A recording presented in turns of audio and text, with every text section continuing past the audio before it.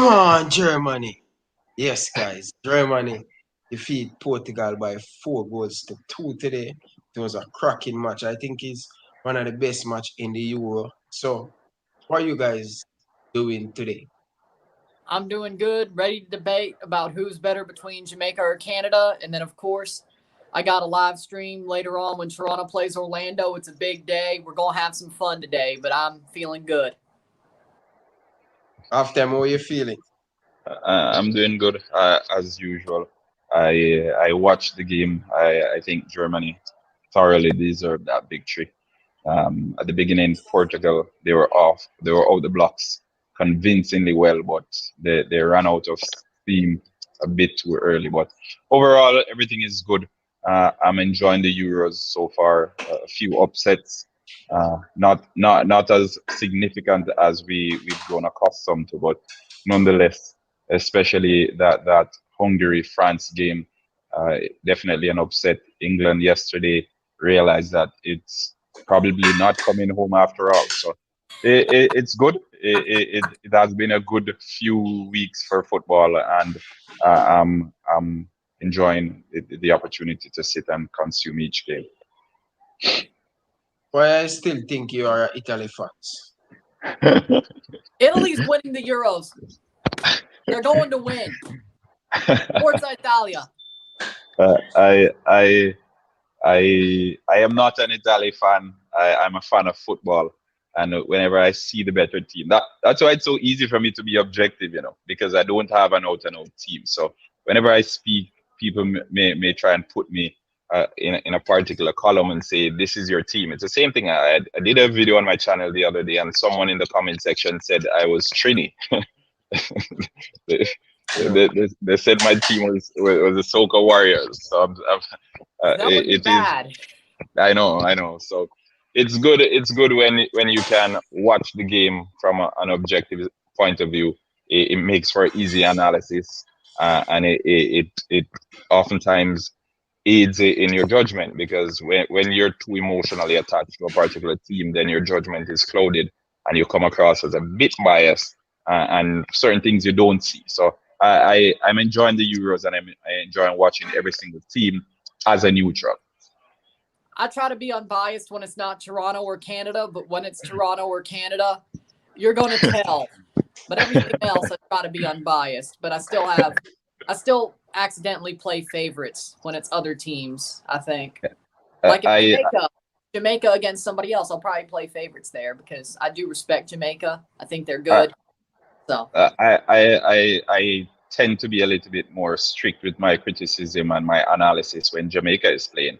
And it's the same thing with Chelsea, because the bar is just a little bit higher, and it seemed as if I am able to point out even some minute details and mistakes. They become more evident when my team is playing, and my teams are Jamaica and Chelsea. So I think as far as objectivity goes, I'm not far off. There's no such thing as complete objectivity, but for the most part, I am not far off. Exactly. There you go. Viewers, once you join the stream, just hit the like button. Please, I'm begging you guys. It's important. Let us talk about Canada first. What do you think about the 60-man squad they sending in to CONCACAF? What do you feel about it? I think it's an A-team squad. Of course, they have the big guns. They have Davies, Borjan, David, Laren. They have the big guns on the squad, Osorio as well, but they've also brought in some younger players that possibly could be at this Gold Cup, like Io Akinola, striker for Toronto FC, Daniel Jebison as well. They're trying to have a situation where they could have the best of both worlds. They're A players, but some younger players. I think that's what the squad is going to look like. But since other teams are bringing B squads, I think an A- squad will be just fine for this tournament. And it would also be good for some of the players that are older in the World Cup qualifying team to get a little bit of a break before qualifying starts. So I think it's a perfect way to set up the team. I hope some of these youngsters that are in the 60-man squad make the final 23. We don't know that, but I think most of the big players will, like Davies, like David, like Osorio. But we'll see what the squad looks like for the final 23. But I like the top 60 for sure. What about you halftime on the Jamaica national team, the Reggae Boys? I think the Reggae Boys has a tremendous pool to choose from. Going through the names, there are some very good players among those names. But come when it's time to select the 23, we are almost 100% sure a lot of those names will not be a part of it. And CONCACAF, I think there is a popular YouTuber in CONCACAF. He operates out of the United States. I won't say his name, but he said the JFF has been known to mislead the masses. So I won't even go as far as say mislead, but there are certainly some names on there that we are 100% sure that won't be at the Gold Cup. So I think bar those names, we still have a competitive team. We have a team that can compete and can probably go as far as maybe the semi-final or even the final. But it is a good squad. It is a good option. Well, a lot of good options on there, and it's a good position for the coach to be in. Most definitely. So my first question to you, Ryan. Who you think is the giant in CONCACAF? Top three player, striker. Top three players. Players are strikers. It is Pierce. Top three. Number 1, Alphonso Davies. 2, Christian Pulisic. 3, Leon Bailey. I think Leon Bailey has a lot of potential, but have to say Davies and Pulisic are better than him. But I think Leon Bailey has the talent to be a third best player in the Confederation. After? I have to disagree.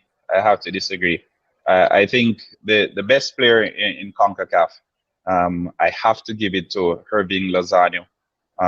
He is the best player in CONCACAF, hands down. Followed by Leon Bailey and then Christian Pulisic. That's the order in which, and then Alphonso Davies in fourth, obviously. But I think Irving Lozano, because he's not playing in the biggest team in the world, we tend to forget him at times, but he has been doing significantly well at Napoli, and prior to Napoli, he was doing well in the Eredivisie as well, in the Dutch league. They're still yet to replace him in his team in the Dutch league, and that's how significant a player he is. With the Mexican team, he's still remarkably great as well. He's still only 24, 25, I think, so his better years are still ahead of him. So I think Irving Lozano is the best player in CONCACAF. Pulisic, naturally, he's going to get the hype because he's American. Then he got the move to Chelsea, which makes it even better for him and for his stock. But as a Chelsea fan, I can tell you that I think Pulisic is behind Leon Bailey. Leon Bailey is a better finisher. He's also more physical. He's a bit more pace. I think the only thing Pulisic may have is better dribbling with the ball at his feet. But I think in that order, it is debatable because obviously folks have different perspective. But considering Alphonso Davies went from what, Vancouver Whitecaps? Vancouver Whitecaps, yes. To Bayern Munich. Everyone in Bayern Munich's team is winning. So we're yet to see him in a team where he's struggling or he has to do a little bit more than he generally does. Bayern Munich is a winning team. It's one of the most winning teams there is. So it's difficult for you to see a player's true potential and what he's able to do if left alone, without the world-class talent around him. But the fact that he's a locked-on starter at Bayern Munich, they could easily say, oh, you're Canadian, you're North American, you shouldn't be starting. He's earned that spot to be a locked-on starter. He's that good. No, well, I am not questioning his ability, but again, he's not a locked-on starter. Bayern Munich plays him in a wing-back position every now and then. We know he's comfortable as a winger or as a wing-back. With Lucas Hernandez back, he's seldomly starting at wing-back. It's the same thing with Pavard on the other side. It's interchanging. It's not a case where, okay, he starts every game. He doesn't. And I consume a lot of Bundesliga. There are games that they bring him on in the last of, depending on where they are, There are games that they start him as well, but his place isn't fixed. Kind of interchanging, kind of like what we have with Christian Pulisic at Chelsea. So good talent. I think he can only get better, but I can't give him the top player in CONCACAF just yet. Ryan, what do you have to say about that? Do you think Leon Bailey is better? Or you think Alphonse Davies better? For me, I like Leon Bailey. I've said that he's better than Raheem Sterling. I have said that for sure. But for sure, he's a better finisher. He could shoot, he could score, he's better at creating. Raheem is kind of a fraud, let's be honest. But for me, I think Davies has a higher level that he could hit. He's not even hit his ceiling yet. He's past his floor, but he hasn't even hit his ceiling yet. Leon Bailey, he's at Bayer Leverkusen. I think he's hit his ceiling. He's a great player, but I don't think there's much room for him to move up. Maybe he'll get a move to a place like Atletico Madrid or a bigger team, but not the biggest team. Maybe Liverpool would be great for him. But Leon Bailey has basically hit his ceiling. Alphonse Davies still has miles to go before he hits his ceiling. So Davies is better than Bailey.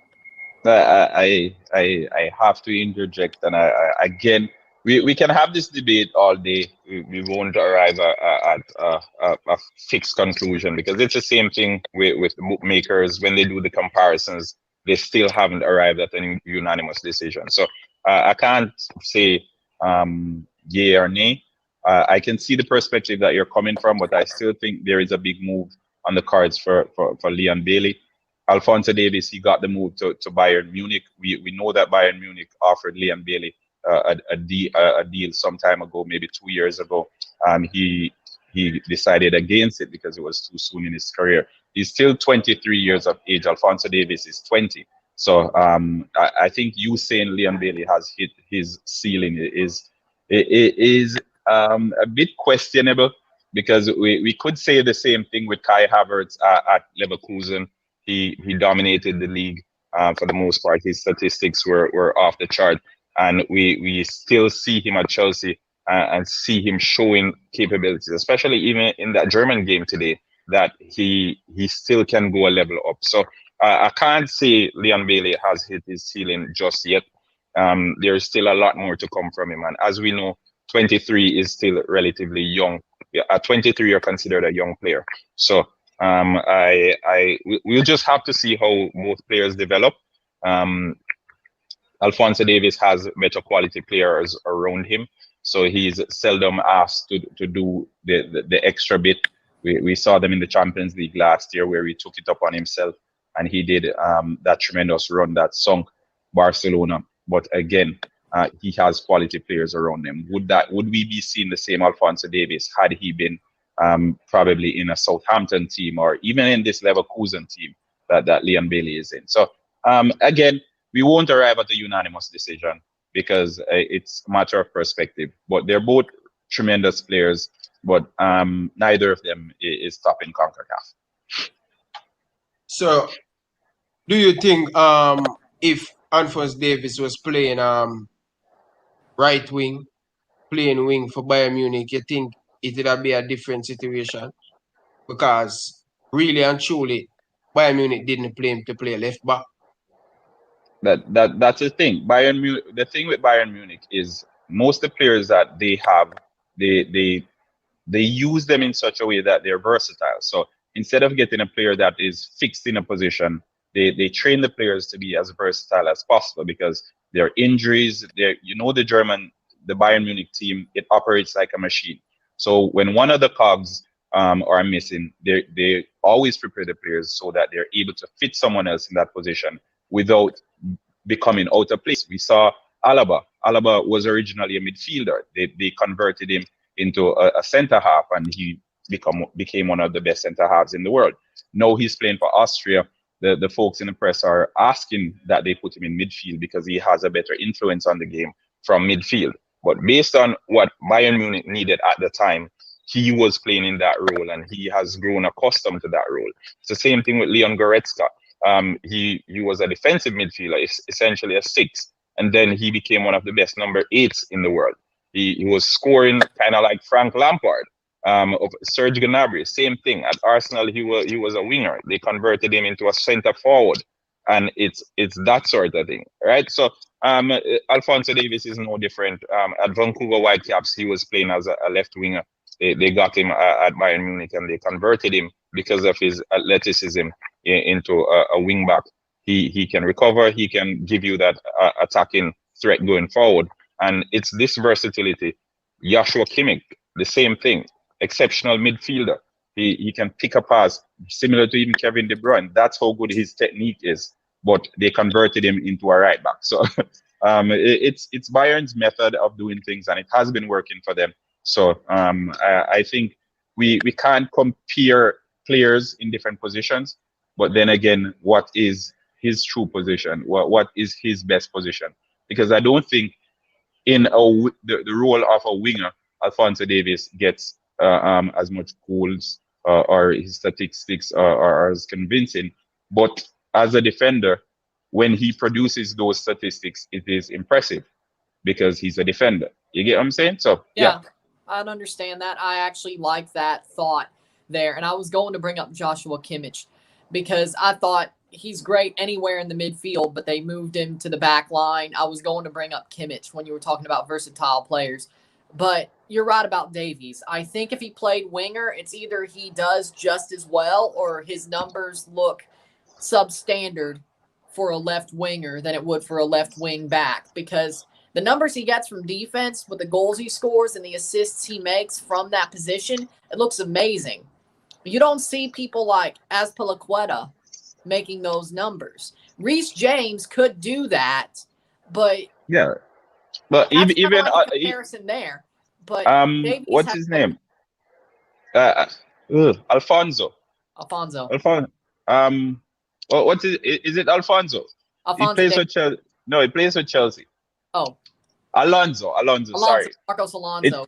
It's the same thing. It's the same thing with Alonso. He was initially a winger, right? He was initially a winger when he was playing for Real Madrid. He came into the Premier League. He played as a winger for Sunderland as well. Then he went to Italy, and they converted him into a wing back. Now he's at Chelsea. I think one season he had 7 goals as a defender. So that is impressive. But the mold is he was initially a winger, so he still has that mindset to go forward, to arrive at that back post and that sort of thing, right? So it's intrinsically instilled in their mindset to go forward. Not like a natural defender, for example, like an Azpilicueta, as Ryan alluded to, who will shoulder those defensive responsibilities all day long. Alonso, he oftentimes neglects the defensive responsibilities because he's too busy going forward and trying to get on the end of things. So I think the comparisons are a bit difficult in that regard. All right? Yeah. All right. Alphonso Davies have a lot to go, man. That's all I have to say. Okay. Left it there, bro. Bailey is just another level. I think if Bailey play in this Manchester City team, his number, trust me, I believe he could get the same number like a Cristiano Ronaldo. I strongly believe that. Cristiano Ronaldo. What about Liverpool? I think this Liverpool is going to be tough for him to get in the Liverpool team.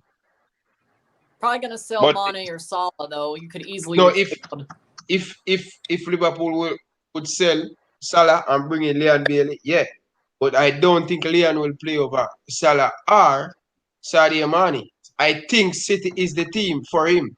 I strongly believe, I strongly believe Leon Bailey better than Christian Pulisic. Leon Bailey better than Alphonso Davies. Leon Bailey better than Raheem Sterling. I think Leon Bailey and Leroy Sané on the same level.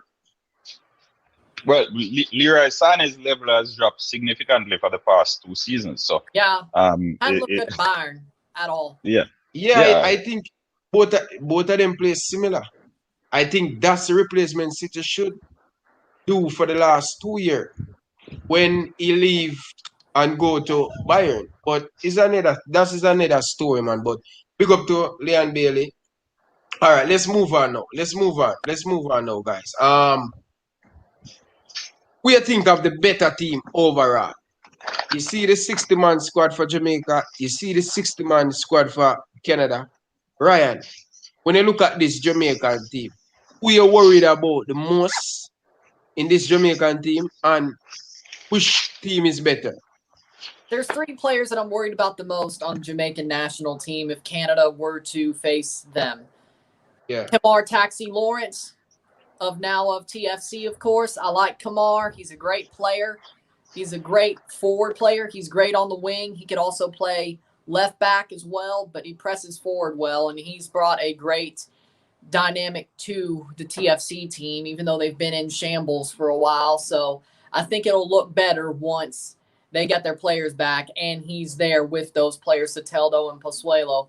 Again, in Jamaica, Kamar Lawrence gets me scared because I know how good he is firsthand. Leon Bailey, of course, second of all. And then third of all, Andre Blake. To me, he's the best goalkeeper in CONCACAF. That's the one place that Jamaica has Canada beat for sure, is goalkeeper. I don't like Milan Borjan. I even think, and there's no way that James Panamis or Dane St. Clair or anybody who's a goalkeeper for Canada can match up to Andre Blake. And honestly, anywhere in the Confederation, Andre Blake is the best goalkeeper in CONCACAF, and he will steal games from you. He will steal games. Reasons Philadelphia is so good is Andre Blake. If they didn't have him, they'd be middle of the Eastern Conference. Andre Blake will steal games. He is one of the best goalkeepers. He is the best in CONCACAF and honestly one of the best in the world, and he should be playing in Europe right now. That's facts. Andre Blake is quality times 10. Okay? Yeah, I know a lot of people said Andre Blake should play in Europe, but yeah, a lot of people, I tell people say he's one of the best in CONCACAF. Where you rank Navas? Because people telling me about Navas. I think Navas playing at Paris Saint-Germain. I think Navas level has been. I still think Andre Blake is the best goalkeeper, but I don't want to pollute the air. So I always say he's one of the best in CONCACAF. But I always say he's the best, and people give me a lot of backlash. The fact is Keylor Navas is being caught down by Lionel Moreira of Alajuelense. And I've watched Lionel Moreira for months now, watching the CONCACAF League, watching the Nations League, and the Champions League. Lionel Moreira is quality. He's honestly just as good as Navas right now. Navas has not done a thing for about 2 years now. Lionel Moreira is catching him up. It's time for Costa Rica to pass the torch. I am backing Lionel Moreira, but still, he's not as good as Andre Blake. And Navas is not the top guy anymore in CONCACAF. It's Andre Blake. I agree with you. For the last 2 seasons, or the last 3 seasons, Andre Blake, when you look at him number, when you look at some save, when you look at when he played for Jamaica in the last 2 Gold Cup, when you look at him individual award he pick up, best goalkeeper in MLS. Best goalkeeper in CONCACAF. In the Gold Cup. Yeah. So he has get a lot of individual award. So for me, Andre Blake, hands down, and I'm going to start to run with that again. He is the best goalkeeper in CONCACAF. Honestly, though, I think Jamaica would have won the 2017 Gold Cup had Andre Blake not gotten hurt in the final. I agree with you. I still believe that. I agree with you. So, which team is better now? Which team is better overall now? It has to be Canada. Yes, Jamaica has players, but Canada has a squad and they're starting to gel. Those qualifiers that Canada had going into the Gold Cup help them gel as a squad, as a team, as a family. Jamaica didn't have that.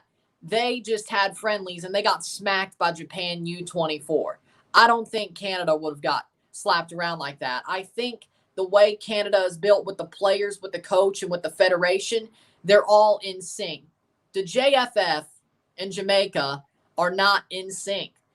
Tapple Whitmore, the Federation, and the players are not in sync. They do not help each other. On paper, the players are amazing. On paper, the players should do what we think they should do. But if they crashed out, it's the JFF that's going to have to answer the questions. Whitmore is an okay coach, and John Herdman is an okay coach as well. But I think the fact that the Federation backs Herdman and gives him what he needs, and the players will run through a wall for him, is what changes it for Canada. Whitmore, the players do love him, but the Federation is throwing him under the bus spectacularly. And if he had more quality as a coach, he could probably beat that. But he's a good coach for CONCACAF.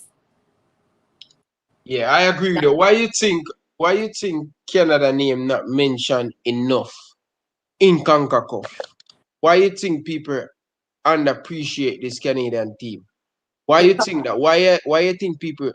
Because when it reached the really tough grind moment, Canada always fail.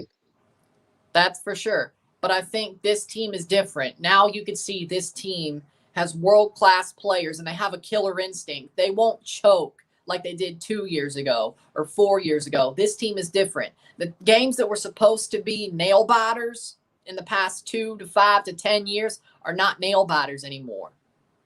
For me, the thing is Canada is not getting the shine because they haven't been in the Hex, Octo, since 1997. They haven't been there for 24 years. All they've had is the Gold Cup. And the women's team is great. But when it comes to the men's team, they've had that history, bad history. They've had to grow, but now they've grown past that history. They've broken that ceiling, but they're not going to get the respect until they get a result against the U.S. or Mexico in the Octo, or their top 3 in the Octo for 2 windows, or top 4 for 2 windows.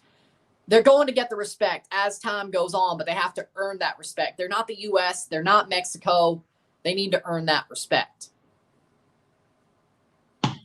Over to you, Halftime TV. Who you scared the most on this Canadian team, and do you think this Canadian team better than this Jamaican team? I think he's muted. Oh, there we go.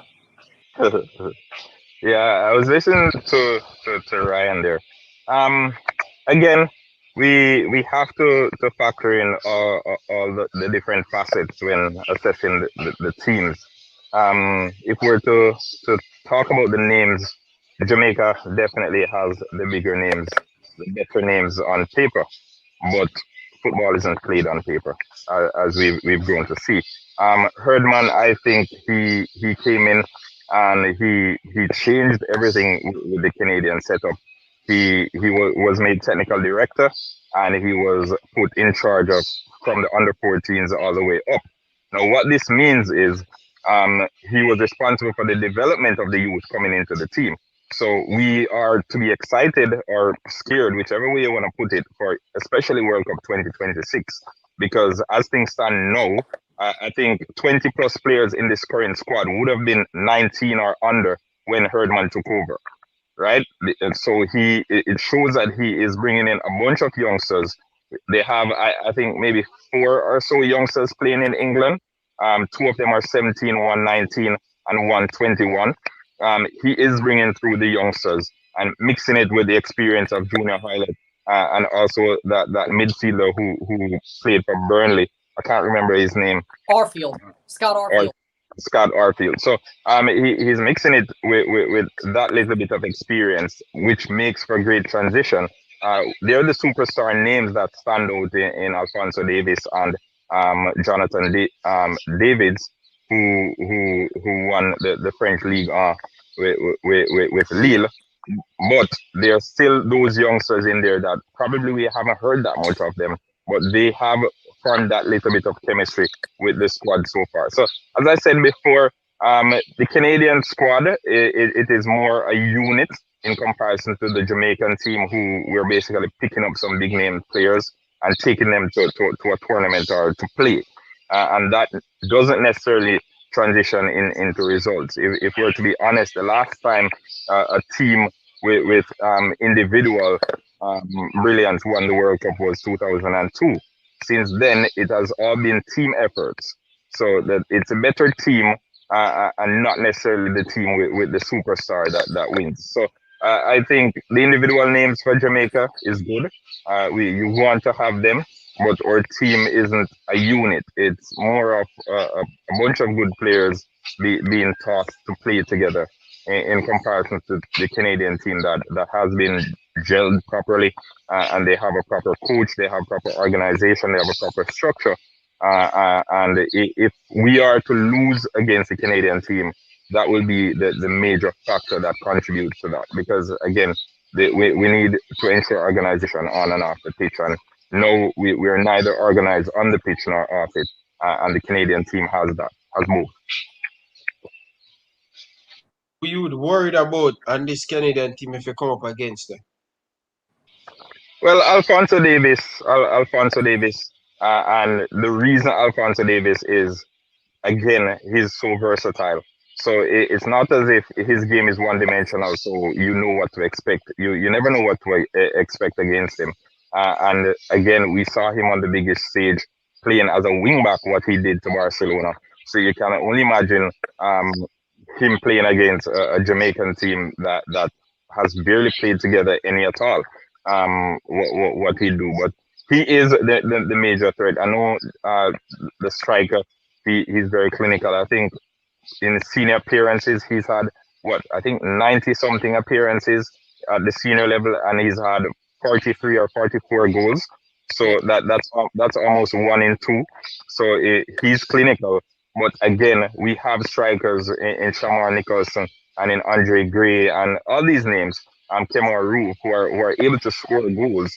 But it's the unpredictability of players like Alfonso Davis that can hurt you, because when you don't know what to expect from a player, then it makes it very difficult, as we see with Lionel Messi week in, week out. So the unpredictability of it is what will challenge us, and I think that's what Alfonso Davis brings, and that's why he's the player in the Canadian team that we should be wary of.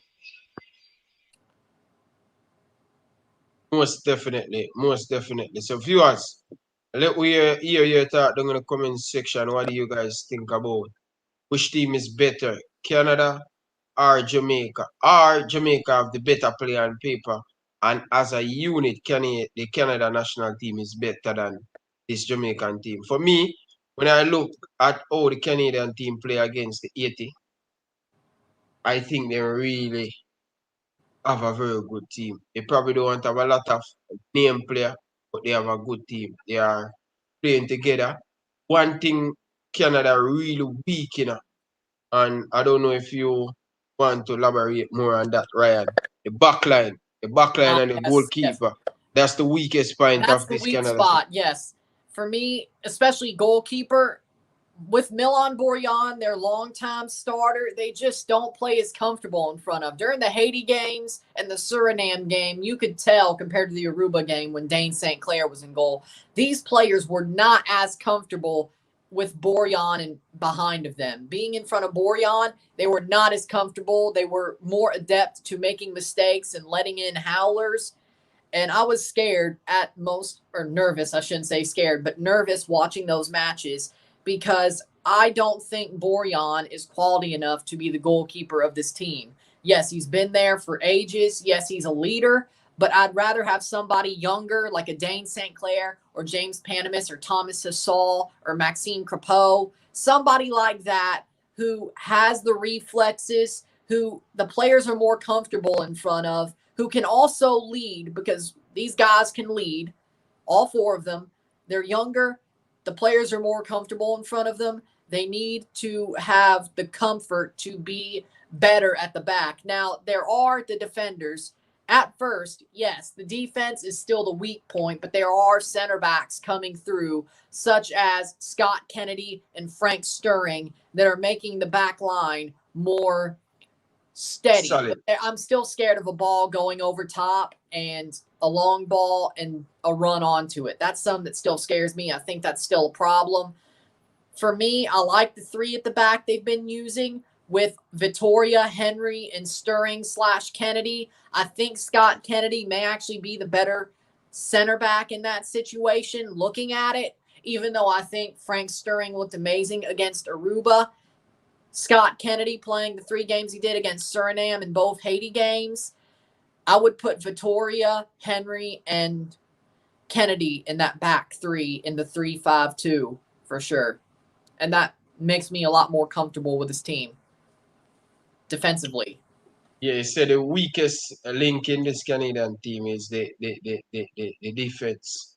But where most of the Canadian play in the MLS, where most of the team base. Actually, it's pretty even. The back line are Daniel Henry is in Korea, Vittoria is in Portugal, and Scott Kennedy is in the second Bundesliga, and Werder Bremen too. Werder Bremen too, and Frank Stirring is in Austria, I presume. So they're all European. There are a lot of MLS players on this squad in general is a lot of MLS players. The players who play in the MLS as well, most of them play in Canada. So there are a handful of them who play in other teams like New England, etc. But most of the players for the Canadian team, they play for Canadian teams in the MLS. I think Yeah. he was talking to both of us. Hi, Dr. Negative. Liverpool. So you got your shout out for this one. Yeah. He was pestering me on. He was on me for the Suriname one. I shouldn't say pestering, but he was on me for the Suriname one. So Yeah. it's all love. So what you think about the Canadian group in the Gold Cup? You play against Haiti and Suriname. What is it like?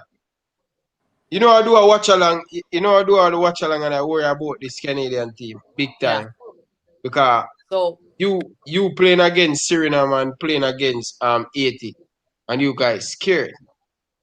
But even during that Haiti game, the Canadian team they weren't very convincing up until that blunder. They kind of got a bit of wing under their sail. Yeah. And then once that blunder happened, everything started going right for them. But prior to then, nothing with the passes were misplaced, the shots were wayward, everything. Like, I don't know, but it's just one of those things. We can see it happen in football time and time again, as we saw with that French team today. But I trust on the day they'll get it right. Yeah. I actually have to say that second Haiti game was the worst of World Cup qualifying so far, worst performance, and they still won 3-0. That shows you this team is different. If this was 2019, 2018, they would have lost. They would either lost that 2-1 or they only would have won 1-0 with that own goal. This team is different. Their performance was so bad, and they still scored 3. That shows you how quality this team is. And I like to see that. I really do. Because if this was 2019, I would have been nervous the whole time. But then after that blunder, I'm like, yeah, they'll probably score 2 more and not make people forget about it, because it was all over Twitter and all over the internet as soon as that happened. And they were like, oh, yeah, the Duverger was also born in Montreal. So fix, but it wasn't. But for me, that was a horrible own goal for Haiti to let up, but Canada just pushed on from it. So I think Cameron, big up yourself, Bridget. Big up, man. Enough respect, Bridget. He said this Jamaica will demolish Canada. Look at our front line. See, here's the thing about Jamaica versus Canada. I think both teams are top heavy. Jamaica's defense is not really where you look. Canada's defense, that's the problem, but you really don't look at Jamaica's defense either. You look at their midfield, you look at their attackers. The only thing that's different is, again, Andre Blake could steal games. But you know what, Ryan? When you look at this Jamaican team, we have Ethan Pinnock partner with Leon Moore, our partner with Damian Lowe, and Andre Blake in goal. Alvas Paul at right back. Kemar Taxi Lawrence at left back. In Jamaica midfield now, people don't realize Jamaican midfield will be different if everybody get their documents. So here is Jamaican midfield. Kevin Stewart. You know Kevin Stewart, right? Yeah. He's a very good all-in midfield who are going to dictate the game. You have Daniel Johnson play for Preston Norton. He's very comfortable with a left foot. He can kick. He can create. He can do a lot of dirty work inside that midfield. And then I think Ravel Morris is one of the best attacking midfielder in CONCACAF. Right. If he can come to the party, I think this Jamaican midfield, if everybody get them documents and come together, right, I think you has to worry. I think the strongest part in this Jamaican team, is their backline. The backline is very solid. Back five, one of the best goalkeeper in CONCACAF. Leon Moore, good. Damian Lowe, good easily. Ethan Pinnock, good. Alvaz Powell.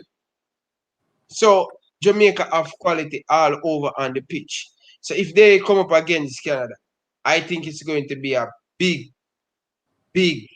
massive game for both teams.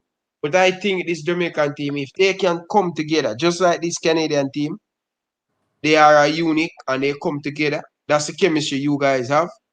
When you look at this Jamaican team, we don't have that chemistry.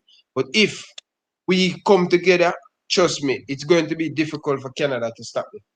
Right, but I think with Jamaica, they would have to come together pretty quickly because there's only 6 games in the Gold Cup, 3 groups, 3 knockouts, and it probably would be the final, Jamaica-Canada, looking at the way I had it.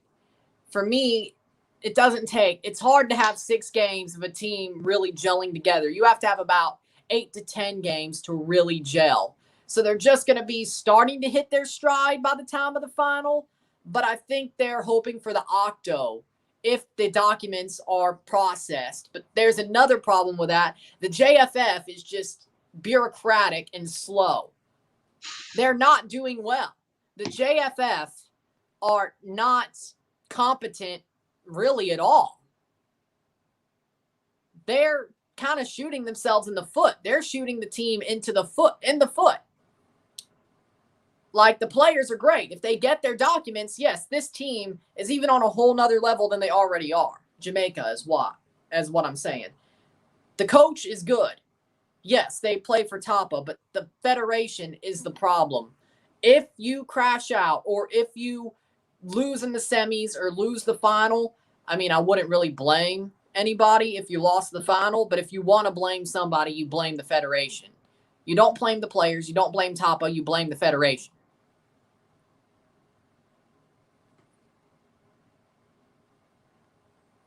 That's what I'm thinking. Yeah. So this is a nice question. This is a nice comment, Ryan.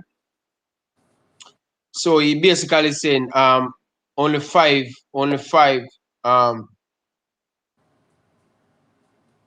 so basically he said most of the English-based players have their documents, so everything will be good. I know that, but I have to sit on the side a little bit. You know what I mean?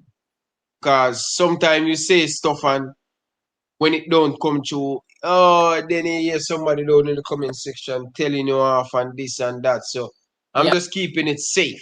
You understand? Yeah. I'm keeping it safe at this moment. I understand that. Really definitely. But you think the biggest problem is the JFF for us? We are a good team. You think and you are not from Jamaica, you know what is going on with the JFF. Yes, I know what's going on with the JFF. They're not supporting Whitmore well. They're not backing him. They're not great with getting the dual nationals. They're not on point with their work, as in working together to put this team together like they should be. For me, and look at the Japan game, they let that one just slap them in the face with a little bit of reality, and everybody is just angry about that one. So did they need that? Maybe. But are they going to listen to that? I'm not sure. I'm not sure at all. That's just me, though. Yeah. Big up to Fresh God in the building. Big up to Camber. Therese Camber, big up yourself, my brethren. I really appreciate it. Guys, just smash the like button. We have over 70 of you guys in the chat. Just run up the like button, guys. Run up the like button. Run up the like button. You still there half time? Here. Half time. You still I is heard him. I is think I heard him. Yeah, yeah, yeah, I'm yeah, here. yeah. Yeah. Half time. It's Yeah. just the lighting a bit off because I'm in the train. If oh you're on the chain. Oh you're on the chain. So all right. I'm going to you, Ryan. If you to choose Canada or Jamaica to win the Gold Cup, who would you pick? And I want you to give me an honest answer. For me, I think Canada, because they are a lot more gelled. They've had that time to work together. They're bringing most of the same players from the World Cup qualifying roster, and the players that they aren't bringing from that roster, I think could easily slot into the positions that aren't brought from that qualifying roster. I think it's a mentality, and I think the Federation supports that mentality. They've supported it for years, even when Herdman was the women's coach. They've supported this mentality. It's been a plan for years. For me, I think Canada forces mistakes well, and I think that's the thing with Jamaica. They have to force the mistake. Whoever plays each other, because I really think Jamaica-Canada will be the final of this Gold Cup. It's not going to be Mexico against Canada or USA versus Canada or anything like that. It's going to be Jamaica-Canada. The team who makes the last mistake is going to, or benefits from the last mistake, is going to win the Gold Cup. I just think Jamaica, with the team, the way they constructed it, and the fact that they're only going to be about 6 games in, they're using the Gold Cup to build harmony and build cohesion for the octagonal. Canada already has that. For me, I think they'll be able to force that mistake that wins them the Gold Cup. You've seen it the whole World Cup qualifying cycle. Canada's been able to force mistakes to score goals and force mistakes to earn possession and pressing well. That's what I want to see out of TFC, besides the point, because they're like, oh, we need to force mistakes. Look at Canada. They force mistakes. They score goals off those mistakes. They earn possession off those mistakes and hold that possession. Canada knows what they're doing to win. They have a system. They have a team who knows what to do. They know their players inside and out, and they know how to create mistakes. I don't think Jamaica will be right on the level of that. They will have a mistake force that wins Canada the Gold Cup. It's going to be close. It's going to be a grind. I'm not saying it's going to be a blowout either way. Probably a 3-2 win. But I think Canada gets that one mistake that favors them. Well, let us see when the time comes. Let us see. But if you to pick Jamaica or Canada, which team would you say will qualify for the World Cup? I think Canada would finish 3rd in the octagonal. I think Jamaica finishes 4th, but I think Jamaica would win the intercontinental playoff that they play. I think both teams will qualify. Just one would have to play the playoff. But Canada finishes higher. I really think that. Canada will finish higher.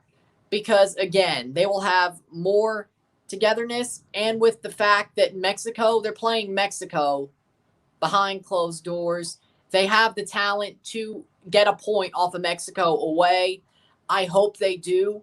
I really think that they could get that point. They could also get a point off the U.S. away, which goes miles. Because I thought at the start of the qualifying campaign that there are most teams in this octo that are beatable for Canada home and away. USA, they would beat away or beat at home, draw away. Mexico, I didn't think either they could get a point off of it. But I think without fans, that's going to lower the stamina and hope of the Mexican players. They're going to feel punished. I think Canada will find a way to get a point out of the Azteca with it being behind closed doors. And that goes a long way. And I still think Canada would win in Honduras. They would win at home. I honestly think out of 7 home games, they're winning at least 6. Well, no. 7 teams, 5, and drawing 1, and then losing the other to Mexico. I think that you can't get 2 points off of Mexico in a qualifying cycle, let alone 4. So they will lose to Mexico and probably at home.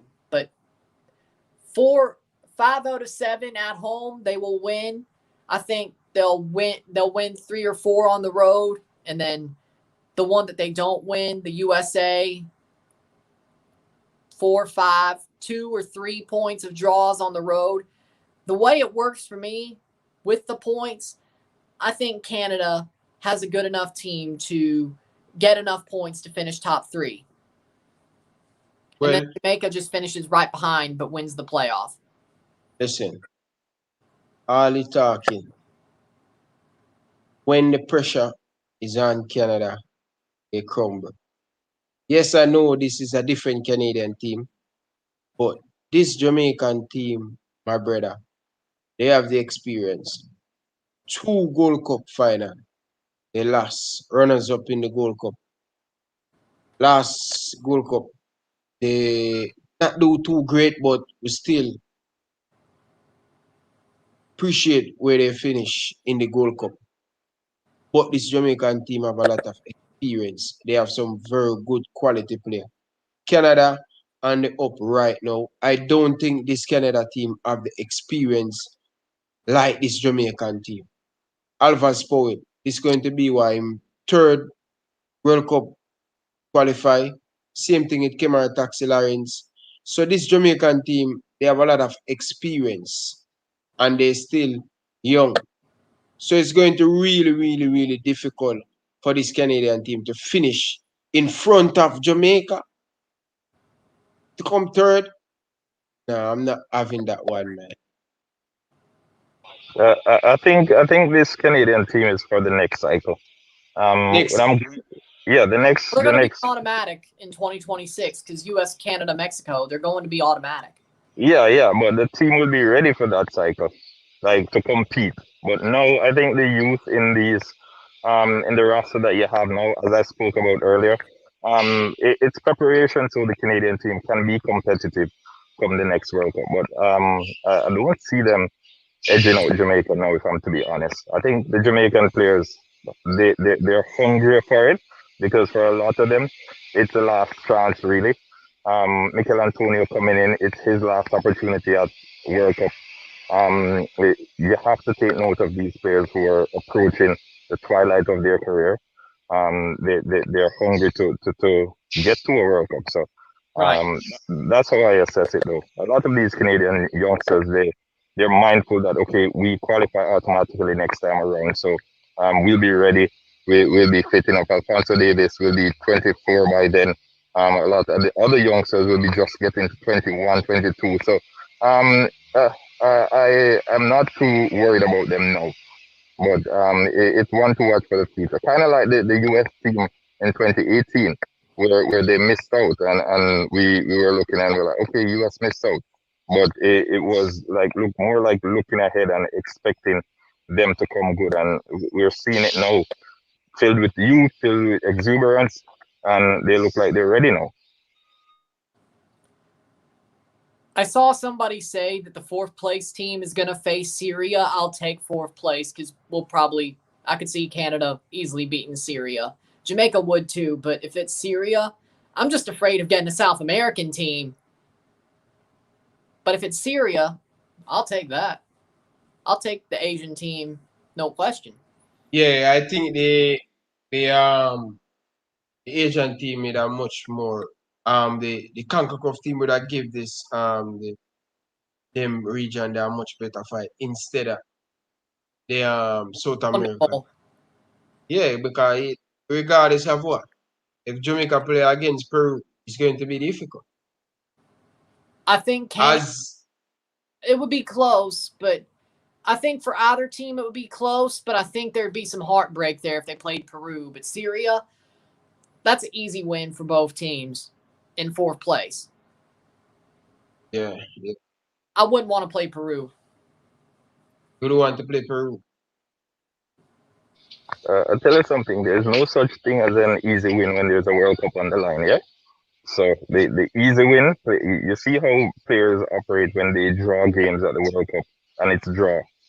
We saw Peru at the last World Cup. They drew a game and they went crazy, and it was a draw. So just get in there, just a thought of getting there, just it being touching distance away, players are going to put their bodies and hearts on the line. So no such thing as an easy game. That's fair. Most definitely. So what? You know, I'm watching the tournament. What's so special about the tournament? Like the Euros, the CONCACAF, the World Cup. They just have a different feeling to watch, like the soul. Right.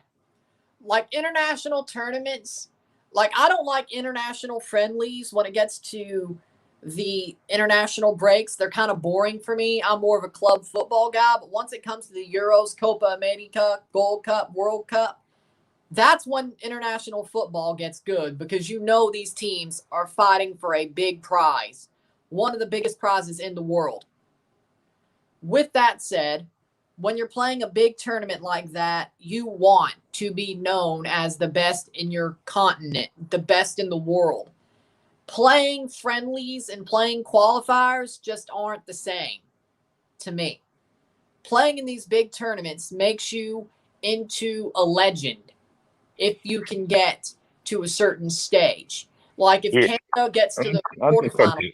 Ian Campbell, they didn't. Yeah, but that wasn't the playoff game. That wasn't a playoff game. When you separate the sheep from the flock, then the cream of the crop it generally stands out. And if you are in the fourth place for the playoff game, that means it's all on the line. You have it all to play for. So whoever is coming fourth in CONCACAF and whoever is coming from the other confederation in that playoff spot, that team is going to be leaving it on the line because they already got this far. So they're touching distance away now from glory, and glory is getting to the World Cup. Right. I agree with that. What do you guys think about this question? CONCACAF probably one of the weakest international tournament in the world. Let me answer this first. Virgin, Big Monty. You know, CONCACAF football is one of the roughest football in the world. Simple as you see these teams, the Panama, the Honduras, the Costa Rica,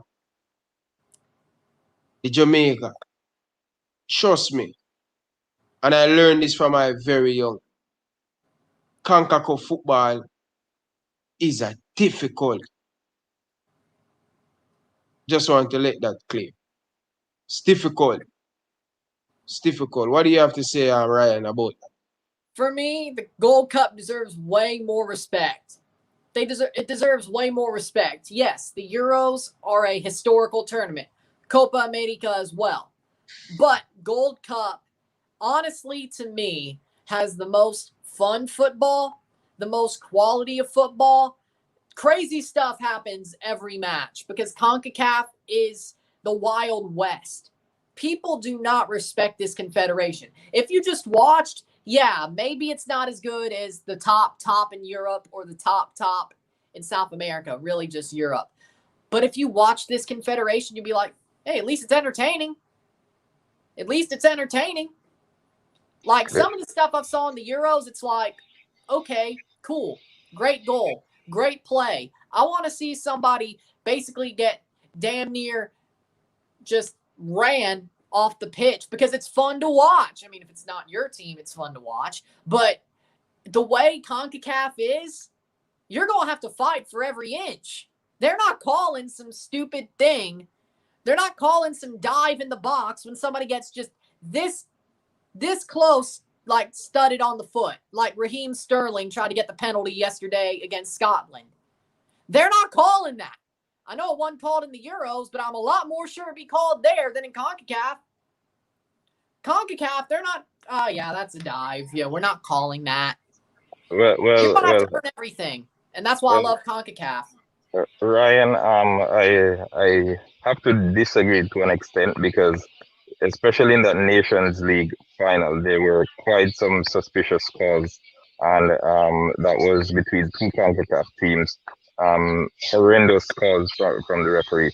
I think we have to bear in mind that Canada and the United States, they aren't considered footballing countries, and they are two of the most well-funded, economically potent countries in CONCACAF. So had that been a case where the US was a football country and Canada was the same, I think more sponsorship football would be more interesting in CONCACAF as well. Because we're watching the Euros, we're seeing all the big sponsors, we're seeing everything. It is attractive to see. It is exciting because of the sponsors, and oftentimes we don't even realize that it is so attractive because of the sponsors who are involved. They ensure that everything gives you that atmosphere from home. But with CONCACAF, it's not only about the football, the off-field shenanigans. It's boring as well because that interest isn't peaked. No one's interested in watching the CONCACAF competition. It's not fun to watch. The analysts, if I'm watching it from Toronto, the TSN analysts, they're boring. They're not interesting. They're not making it fun. And I think it's stuff like these that make you wonder that, okay, is it that the football is boring? Because a lot of the football that, as Ryan mentioned, in Euro is boring as well. But the atmosphere, the sponsorship, everything that's happening apart from on the field makes it interesting as a package. I do agree. I think CONCACAF needs help growing their game or growing their side, which is kind of the reason why I do what I do. I think I bring some sort of emotion and some sort of excitement to while I do these live streams and talking about these competitions. Doing what I do, I think this confederation needs more shine. It does. People don't, they may like the fact that there's more exciting football, but again, you're right. There's not the sponsors. There's not the money behind it. There's not really much coverage of these tournaments.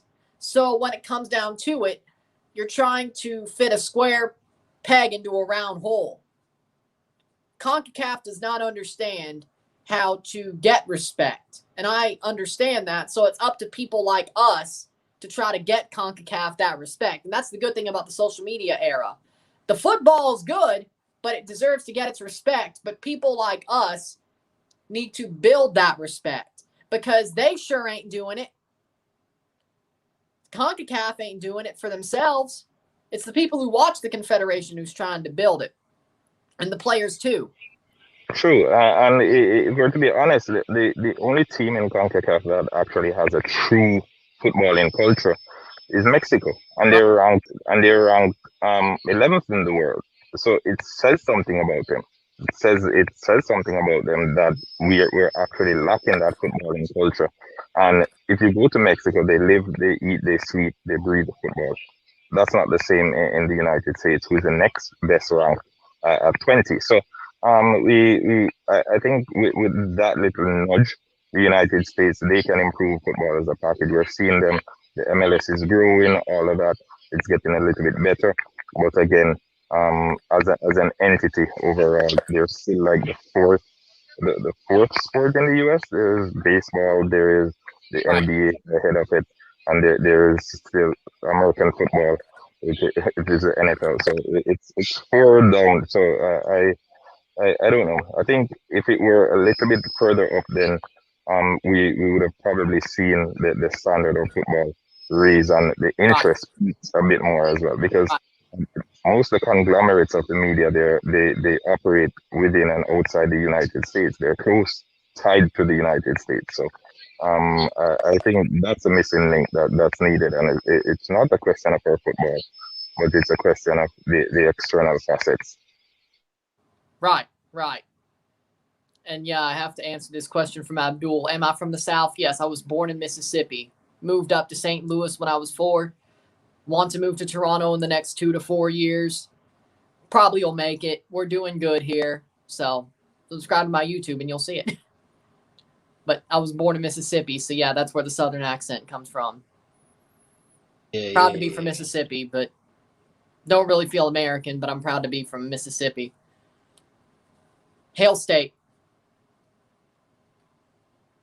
It's a nice question. Which right winger on the Canadian team is better than Leon Bailey? Only 2 players Canada have, and they don't play a good team all now. Honestly, I don't think the wingers on Canada's team can match up to Leon Bailey. I don't think they have a right winger that would match up to Leon Bailey. I will give you that one. If I had to pick, I really can't. Maybe if you wanted to put Richie Larea up there, you could do it. But Richie is also a left back. He also plays wing back, but he could play the wing. I think Richie could do it. But other than that, I'm not sure. I think Leon Bailey does have that one hands down. He does. I think Jonathan Davies is one of the best. Our top. He's a left back, though. Still for Canada, he's a left wing back. Jonathan Davies? Jonathan Davies is a striker. Yeah. What about him? What do you feel about him? Think he can be that X factor for you guys? Scoring a lot of goals for Liverpool want to sign him, I think, last summer. Oh, really? Liverpool wants Jonathan David. Wow. Why? Yeah, from last summer. Oh, okay. As I said, I'm not going to dwell too much on statistics, but his stats are good. He's played 16 games for Canada and he's scored 15 goals. So he's had a good start. I can't question that. But again, it's the opposition. You have to beat who's in front of you. But as I said, stats can be misleading, but he knows where to find the back of the net based on his numbers at the club level as well as at the international level. No, we can't compare Canada and Jamaica man to man. We already went through that. The Canadian team is inferior to Jamaica's team if we were to go man to man. The quality that the guys are playing at, everything. We have better individuals, but as a unit, again, the Canadian team, they have the edge over the Jamaican team, and again, it goes primarily down to the organization and the structure of the football in comparison to ours. I can agree. I think Canada is more of a unit. Jamaica has the names. I really agree with that. You think we have the best defense in CONCACAF? Honestly, Jamaica or Canada? Jamaica has the better defense. Yeah. The thing too, Ryan, that we fail to realize that I said this when I was watching Chelsea at the beginning of the season, and Frank Lampard was benching Antonio Rudiger. I said this: the defending is not based on individuals. I know individual errors oftentimes cause goals and all of that, but whenever you're defending, it has to be as a unit, right? I spoke with Andre Blake the other day, and we were talking about it. The field is split in two, so the midfielders and the attackers, they have a different relationship from the defenders and the goalkeepers, right? Because the defenders and the goalkeeper, that's their little team. Whenever they get clean sheets, they celebrate. Whenever the midfielders and the attackers, they get goals and assists, they celebrate on that side of the pitch. So it's just one of those things. I think Jamaica has good individual names in defense again, but as a unit, they haven't played together. They don't understand each other, and there's always a mistake in them.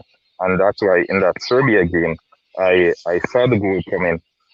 We got the lead. I was happy, but at no point was I confident. I saw the goal coming because we had a few players on there that had never played with each other before, and as such, they aren't on the same wave.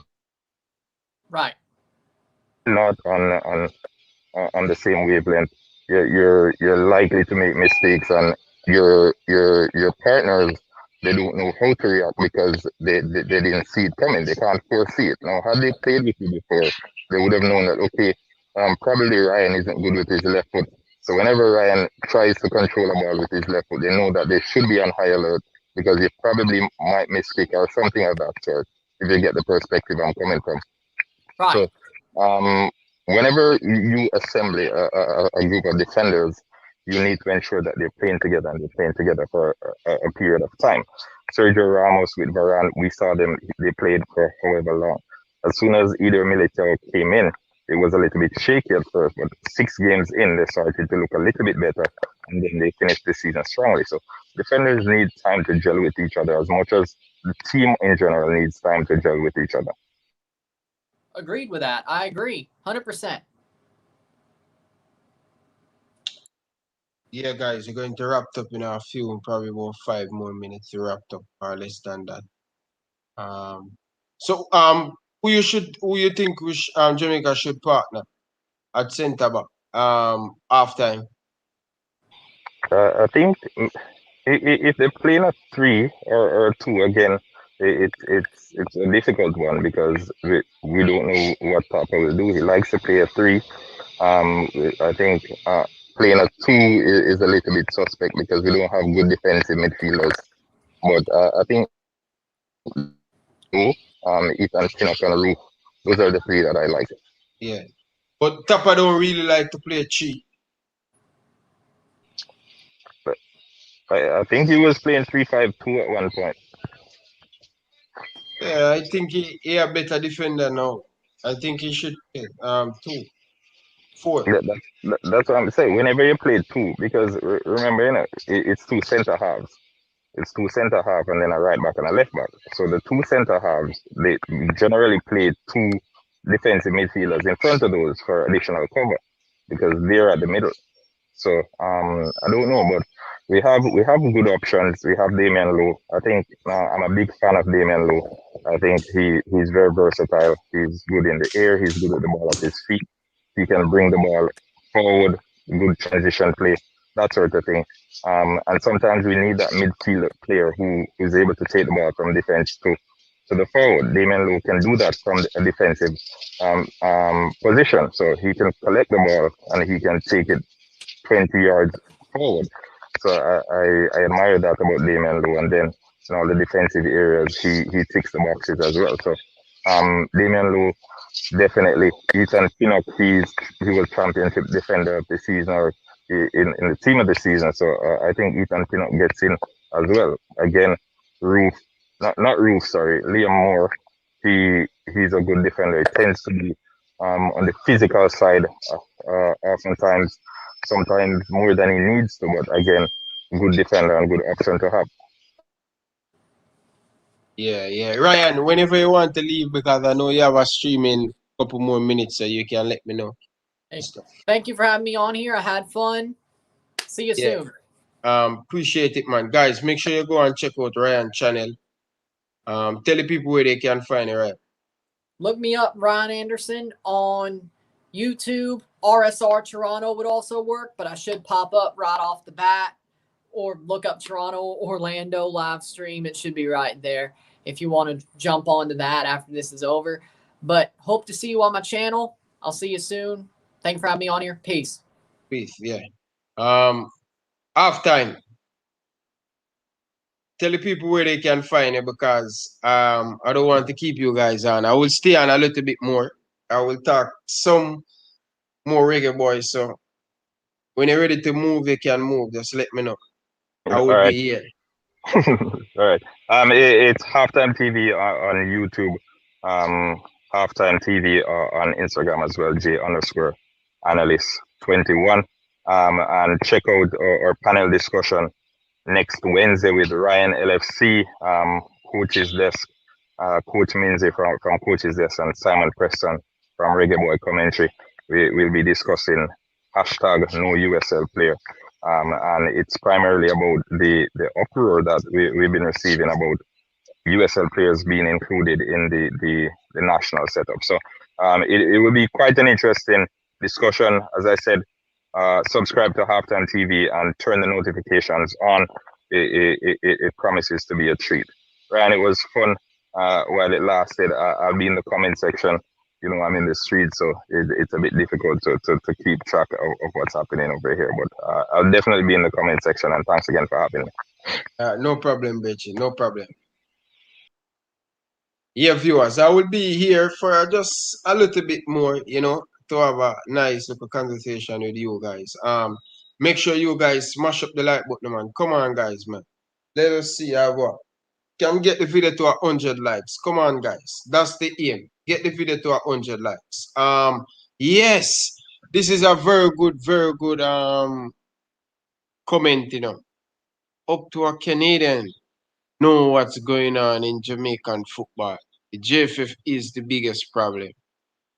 Can you believe it? Someone who not in Jamaica, he live in the United States, and he know everything what's going on with the JFF. The JFF is the biggest problem to mess up this whole idea of Theodore Whitmore getting the job done and do well. And let's be honest, guys, I'm really, really excited about this Reggae Boyz team, and to see the JFF get 15 sponsors, that only going to put more taste, and I'm trying to be more positive. You understand? I want to go into these two World Cup qualifier come September and in the Gold Cup. I want to be more positive. I want to talk more positive thing. I don't really want to talk about the negative thing. But at this moment, well, for me, all right, let's go for it because I really, really respect you, Camber. Yes, man, I have a lot of respect for you, man. Trust me. So big up yourself, Camber. Big up Halftime TV. But all right, my one. This is my starting lineup. If I was to play Suriname tomorrow morning, so I will go with Andre Blake in goal. But before I go with Andre Blake in goal, you know one of my biggest concern about this Reggae Boyz team, I worried about Ethan Pinnock coming because his team qualify. They will be in the Premier League next year. And I worry that he will possibility not come and play for the Reggae Boyz in the Gold Cup. I worried about Kemar Roof not coming. I just have a little bit of skeptics. I really, really kind of a little bit worried about some of these things. You understand, guys? I hope you guys understand. Because we don't have strong leader in the JFF. Because I interview a lot of Reggae Boyz player. And you know what they said to me when international break, especially the team them in America, don't want to let go the player them. And he said, when United States call a player to come play for the national team, the club has to let go them player because they respect the federation. But he said, if Jamaican Federation can be more strong, more powerful, more commanding, and do the right stuff, most of the time we'll get our player to come and play. You understand? To come and play for the national team. So I just hope everything goes well in this tournament and every single player come out and give them best. That's all I want. Players to give them best. But let's jump right back to it. Andre Blake, I will go with Ethan Pinnock. I'd go with Leon Moore. That's the two centre back partner I would for me at this moment because Ethan Pinnock, he have a fantastic season. Leon Moore play very well every single time he play for Jamaica. I think he deserves him spot, you know. So I'll go with Kemar Taxi Lions at left back. Alvas Powell, I am kind of on the side of Alvas, but because Alvas Powell have the experience, been there, done that, I will definitely go with Alvas Powell at right back. In the midfield, Kevin Stewart. Trust me, guys. This guy is just another player and another level. That's just my opinion. I think he's good and he's going to make the Jamaican midfield much, much better. Especially Theodore Whitmore like to play passing, playing out from the back. He's not going to have Kevin Stewart or going to dictate that game for us, especially we say he's atrocious against Japan. Yeah, you know, if a player have a bad game, guys, yeah, if a player have a bad game, probably that game wasn't bad. Not, he wasn't that too bad, but it could be better. It could be better for him. But Kevin Stewart in the all in midfield, yes. I would go with Daniel Johnson. I would go with Rafael Morrison if he get him Jamaican passport, travel to the United States. Yeah, he have a little bit of issue because a couple years ago he have problem when he traveled with the Manchester United team to America. Some problem, I don't know what happened, but he have problem going to the United States. No, That's my midfield. Up top, I would want to see Kemar through the middle, Bobby Reed, and Leon Bailey. But I want you guys to have in mind, I really love Shaman Nichols because I think he brings a lot of different variation to this Reggae Boyz team. He can hold up the ball, he can do a lot of stuff with the ball. And I think we should really mold Shaman Nichols. I think he will be the next big superstar from Jamaica. I trust in him talent, in him talent, in him talent. And I think him at a club, we're going to make sure, assist him to do well. And that's just my opinion. I think Shaman Nichols is a fantastic player. Terry Meggie, guys, if the JFF know what they're doing, Paul Wright coming in, trust me, if him is the missing link to get the best to prepare the team, because most of the time, guys, head coach, the coach himself don't really prepare the team. It's more the assistant coach prepare the team. You understand? Yes, the head coach do certain thing, but he do less thing. He just sit back, watch. I don't know if Theodore Whitmore do that, but for me, I think that's what Jurgen Klopp work with the player them a little bit, but more is him assistant do that type of role. Everybody have a different job on the coaching. This is why Theodore Whitmore want to have more coach on board. It's important to have more than one assistant coach. You understand? Liverpool coaching staff, they have like 13 coach. You understand? When you look at the United States, they have about 10. Mexico. You understand? Yes, they have money and they can afford it. And that's why Theodore Whitmore say you want a video analyst. Guys, it's important to have a video analyst coach. Trust me, guys. These things really matter. And the Reggae Boyz need to start to record them tape, them training session. That is the next thing. You understand, guys? It's not easy, you know. Some of these things, get the camera and do it. You understand? You have a lot of youth from Jamaica in the ghetto. One opportunity to fly out just to have that experience. You understand? So the JFF, I think they should start to do more. You know? You don't have to pay them. Just tell the youth them you give them the experience. Go to the UA. Go to UA. You have youth that can use the camera properly. You buy the camera. How much for a camera? If I can have proper gears to have proper video, to make proper video, why the JFF cannot do that? You understand? So all of these things, guys, it's really matter. Theodore Whitmore said want the training to record. When the player doing something bad, Theodore Whitmore can join him up and say, listen, Andre Blake, this is a mistake you're making.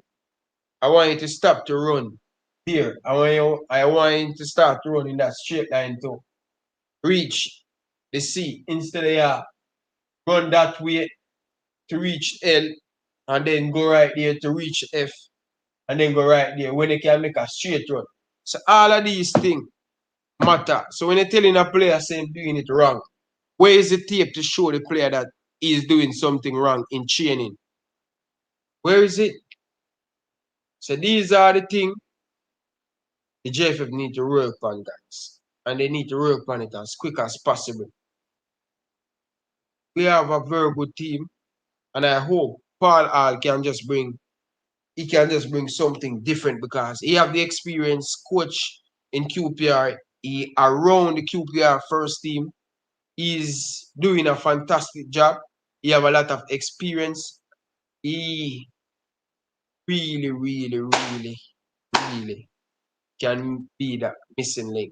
And next thing to guys, what I want to see different. You understand? I was watching Spain today and I watching Germany today. Triangle. Triangle. Where is the triangle? Whenever Jamaica playing, where is the triangle? Triangle.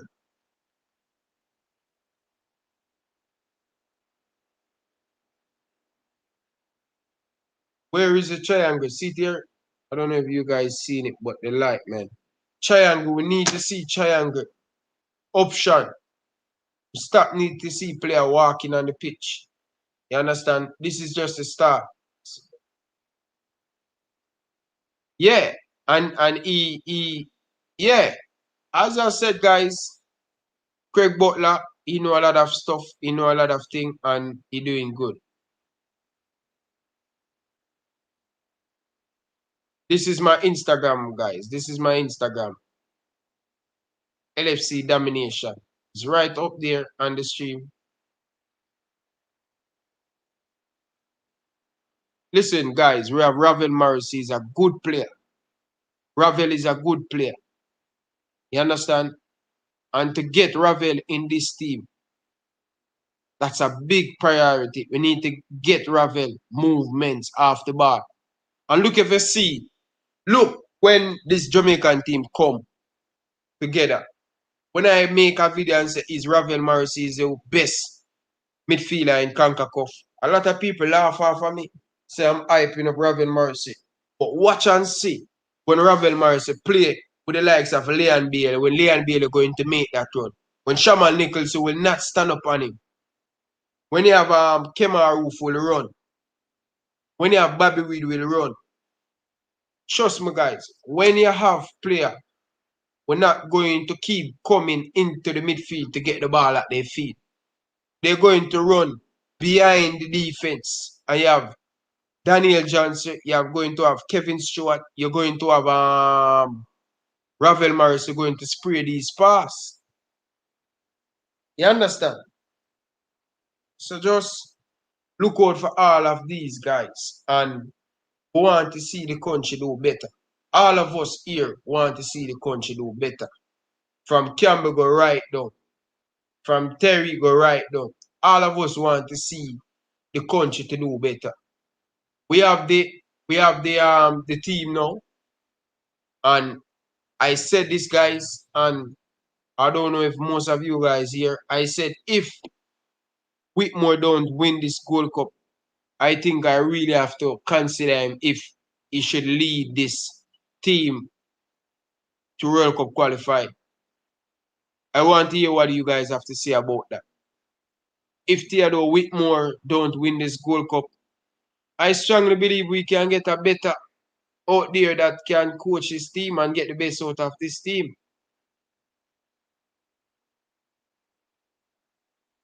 I'm not ungrateful, but Theodore Whitmore has been in the job for a long time now. And want to see him perform.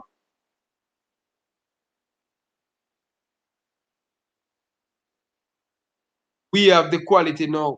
We have the quality now. We just need to execute it on the pitch. The pressure will be on the Reggae Boyz now. You understand? The pressure not on JFF at this moment because they're getting the sponsor. You understand?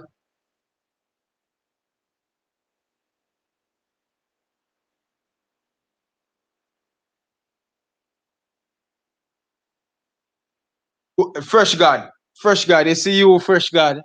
Fresh God. They see you sometime, Fresh God, man. Just cool no Fresh God. Fresh God. Just cool no, man. Just cool no, man. Fresh God. If you just be honest with yourself, Fresh God. All of us respect Tapa Whitmore. I will love Tapa Whitmore. Do you think if Tapa Whitmore don't win this Gold Cup, United States bringing their C team, America bringing their, Mexico bringing their C team, you don't think we need to try to get a change of coach? He has been in the job for a long time. Let's be real, guys, man. This is the sports is about result, getting result, guys. JFF, man. Let's be honest now, guys, man. Jamaica have a good assistant coach right now. Whitmore, no need to worry, cause listen, yeah, guys, just be honest now, guys, man.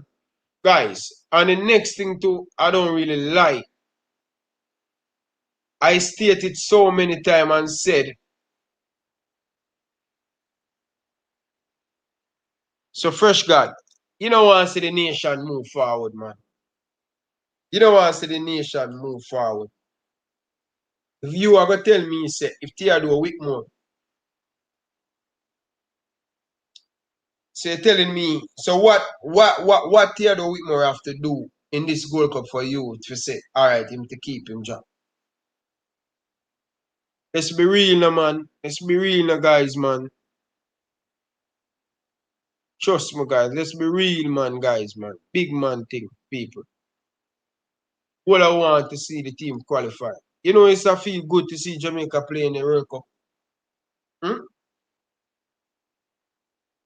So all right. You see, our expectation is so low as a nation. Expectation is so low. We make it to the Gold Cup final 2015 with Winford Schaefer. Make it to the Gold Cup final in 2017. We make it to the semi-final. So you're telling me for the last 3 Gold Cup, Jamaica has been, the last 3 Gold Cup, Jamaica has been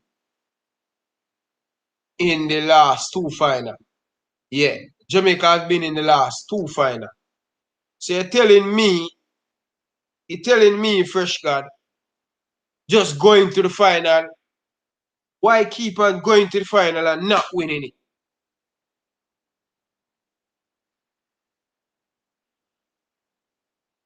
Hmm?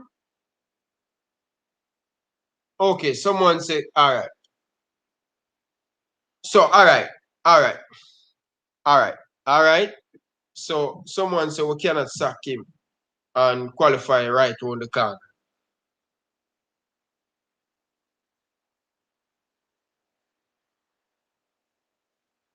No, Fresh God, man. Fresh God, no, man. Fresh God. Me not agree with you, man. Me not agree with you, man. Nah, I agree with you, man. Trust me, nah, I agree with you. We've been in the last 3 final. Jamaica has been in 2. So telling me make it to our next final. So that would have be what? From 2015. So Jamaica make it to 2. Jamaica make it to 3 World Cup final for the last 6 years. Fresh God. And you telling me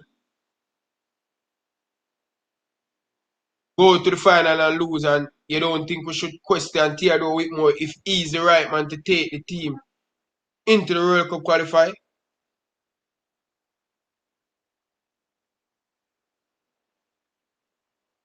Talk to me, Fresh God. Talk to me.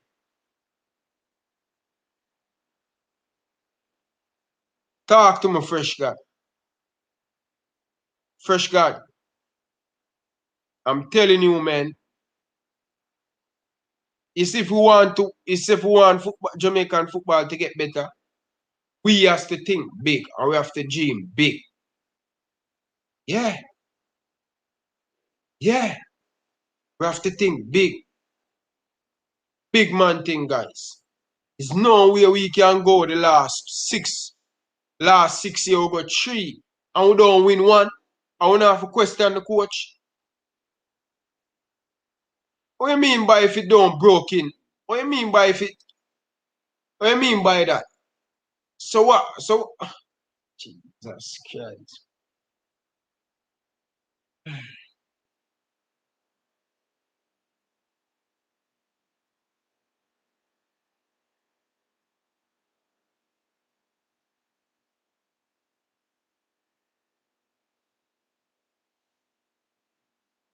You know what? Like how me have so much people in the chat, guys. I'm going to give away some credit, right? I'm going to put up the credit on the. So here what I'm going to do. I'm going to, when you see me do something like this, all right, watch this, guys. Like how I have 83 people in the live, I'm going to give away some credit. You see, anytime you see me put up something like this with number, it's credit.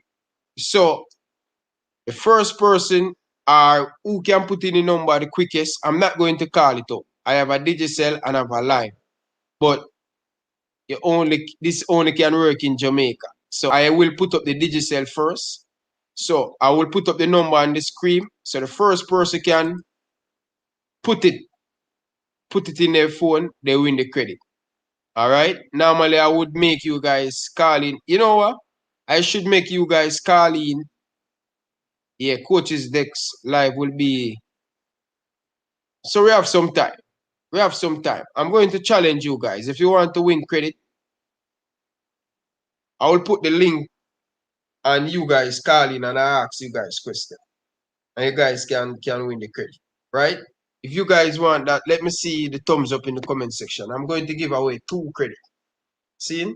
I have this credit for a good while now and it need to give away. So let's drop the link in the chat. Fresh God, big man thing, Fresh God, are really disappointed in you, bro. Because our last 6 years, we got three final and don't win one. And we're not supposed to question the coach. Come on, goal God. Come on, hear me about goal God. Fresh God. So may I drop the link in the comment section so you guys can come on and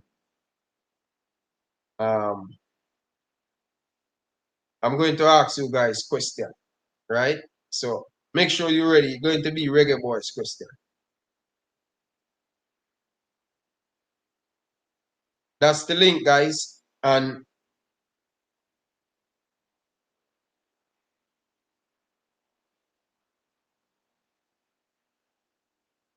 so I'm going to pin the link. Pin the link. Let's give back to you guys. You guys has been amazing to me. Let's give back to you guys. So I have 2 credit. I have a lime and a digicel. Guys, it's two. I think. Let me see. How much credit I know on them. I beg one of my friend in Jamaica to send it to me. So let me see.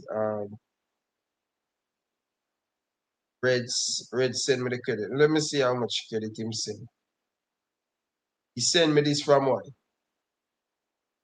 He sent me this from 2 weeks ago. Oh, so see there, I have two.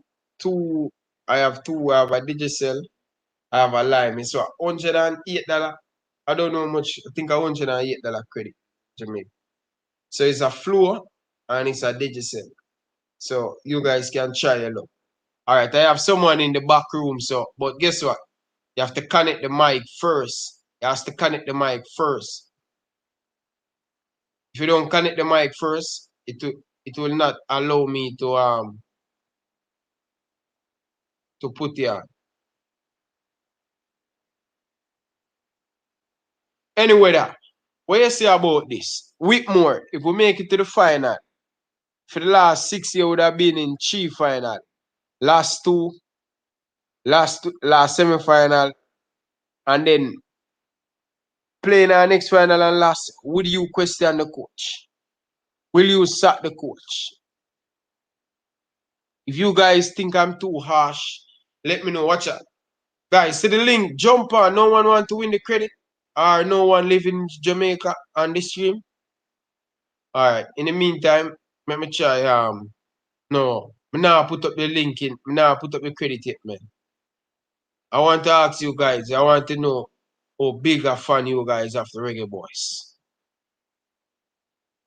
Come on, guys. No one want to win the credit?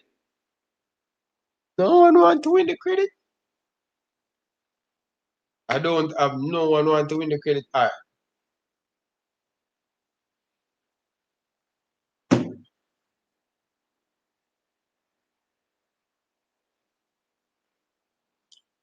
So you're telling me that Smith, you're telling me that Canada better than Jamaica? Bless it, my brother. Bless it.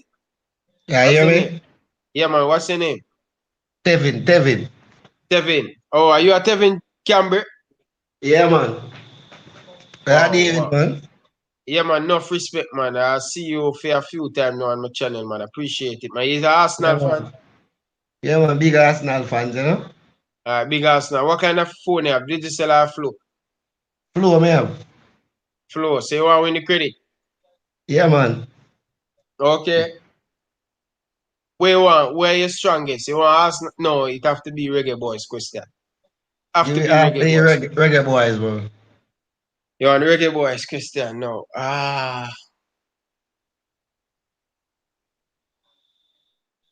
You have two Jamaican goalie. You have two Jamaican goalie play in the MLS. If you could tell me,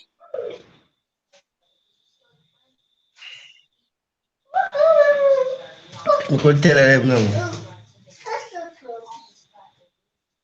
You hear me? yeah, I miss. I don't remember the question more. Okay, Jamaica beat United States first time in Jamaica, right? Yeah. Who was the goal scorer in that game? My boy that we did, man. What you name? My boy that we did, man. You know what I mean? What the boy name, man? Your Bluetooth device is ready to pair. Can't remember my name. I know that you that we did and they scored the free kick, man. What name, man? Come on, Devin, man. Remember it now, man.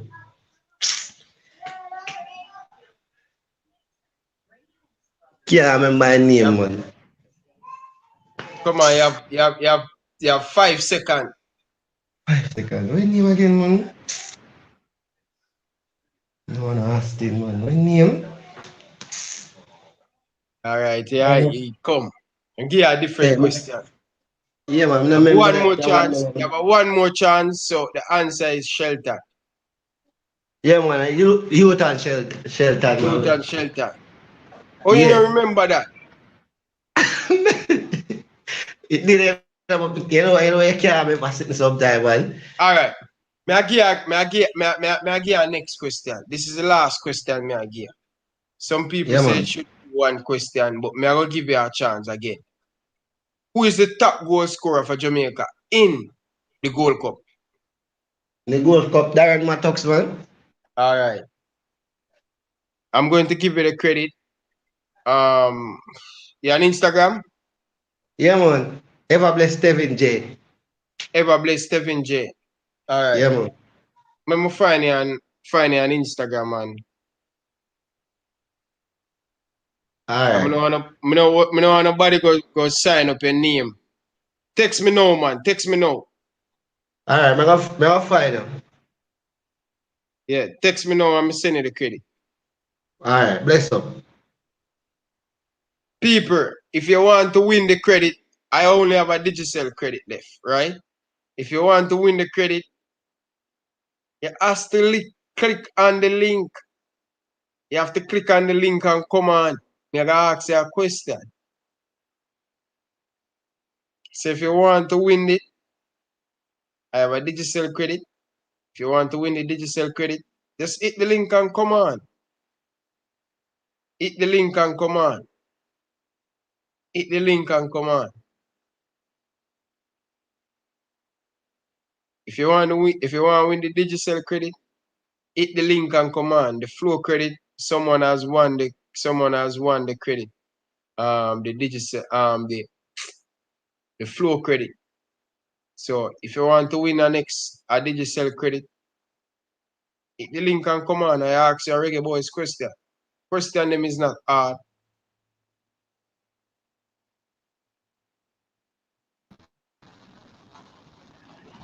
Good evening, man. How are you, my brother? Blessings, man. Blessings. How go on? It's where me I come from, you know, me drop in for the live, you know. Where you come from, work? Which part of Jamaica Yeah. you from? Clarendon, you know. Oh, Me Clarendon. Clarendon. Yeah, man. Straight Clarendon. Yeah, man. Oh, so how much you know about the Reggae Boyz? You know, I don't really know 100%, you know, but like the question you asked him, you know, if he did research for the if we want to score against Jamaica for score for the score against USA. Yeah. And we beat them 1-0. They know that the end them. I try to say me could help him, but So who is the person?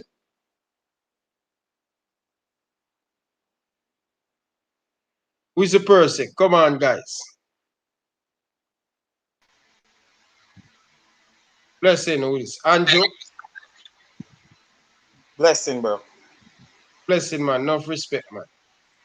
Yeah, man. You know, say me never really come on for the question still, you know.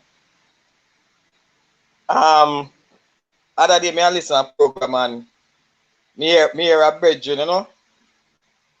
Me a brethren I talk about the eye, say boy, one bag of rare, but me I say,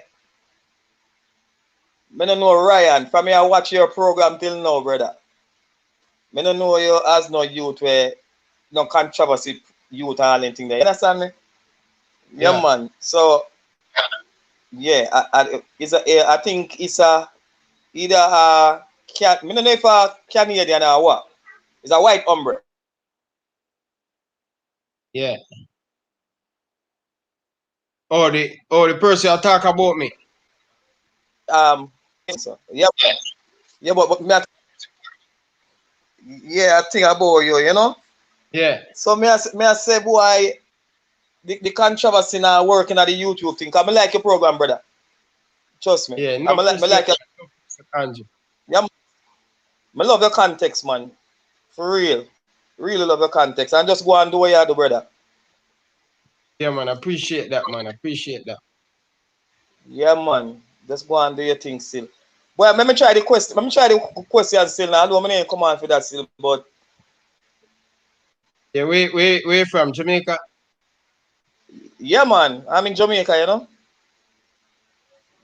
Yeah, man.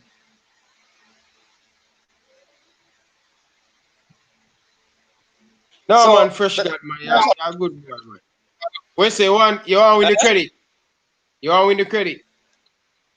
I did sell credit to have it's a line phone me have.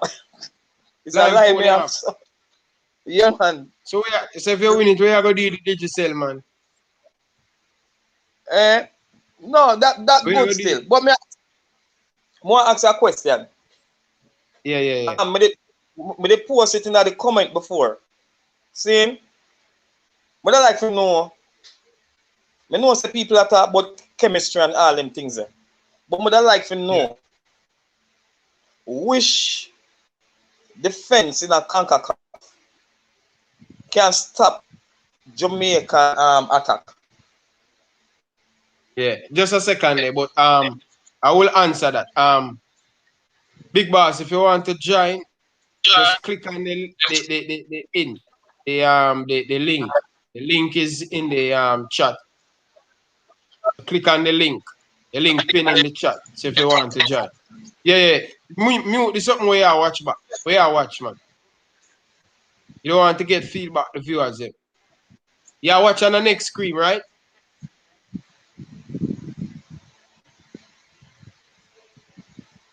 Yeah, you ready? You hear me? Me talking. Andre? Yeah, man. You may talk to me. Yeah, what you say? Yeah, what is the question? Which defense can stop the Reggae Boyz front three? Yeah, me like to really know that. Which defense in a CONCACAF right now at this present moment, when we get everything together, can stop a Roof, a Antonio, a Bailey, you know, just want to know. Yeah. Well, for me, still, I would really want to. The thing where you watch something, Andre, you have to mute it. I'm getting a feedback. The thing where you watch, just mute it a little bit. Oh, okay. Yeah.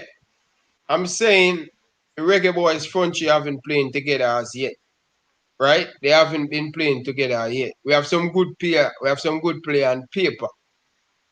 But I want to see how them play in their first game against this Suriname team where a lot of people has been hype up around. You understand? But Yeah. it's look good on paper. On paper, football don't really play on paper. So I always want to see when them take the field. Blessing, Okay. my brother. So when the team go out there and play, I would love to see. Yeah, And then blessing. I can answer that question.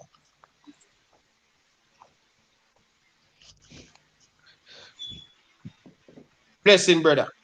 Blessing. You hear me? Yeah, man, I hear, man. Yeah, man. Alright, blessing. Now what your thing So hold on for there. the past So 2 weeks? Andrew, hold on there. Yeah, hold on there. Andrew, so what you say?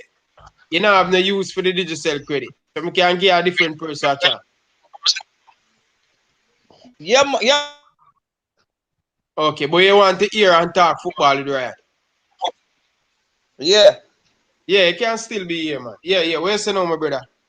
Yeah, man, just the same. Not really there for the question because I'm kind of excited about the news where you kind of bring up front and you look. Sorry about that. You hear me? A call Yeah, just man, come I in. hear, man. Yeah, man. Yeah. Yeah, man. I kind of feel excited about the good news because me's a person not ever always wants the country to do good. The Reggae Boys, I'm going to support the country 100%. And I have a lot of faith in the team. And you pose a point about Kappa. And for a couple of my co-workers, I said the same thing. If we get in the players we always wanted, if him could have can manage a team there, and it will pose a problem. If him not go good with it in the World Cup, knowing say we qualify for Ugarawa, then last couple of years we go 2 finals, and Yeah. knowing that the US that's a strong team because when we're looking at the in our feed the other day, I see Pulisic and McKenny and Death and Sargent and the rest of them key players because them did play in the CONCACAF Nation League final and Champion League final with Pulisic them. So them now have that strong team and them arrest them for start of the season. You understand? So we still know USA team can still pose a problem just to see them. You understand? Because them have some players that always have played together. That's the difference now with the team of Reggae team. Some good players like Mikel Antonio, Ethan Pinnock have a good season with Brentford. Jamal Lowe, and a couple of other players. And it's just how good him got mix the team together with them, with that crop of players. Like, when the Premier League not really a play out here in Jamaica because of the whole COVID thing. So I don't think most people supposed to be shocked when them see the team put out or the squad put out for the Gold Cup. If you understand what I'm saying. Because these players are the Hold players on, that just are a look actually. I'm here looking for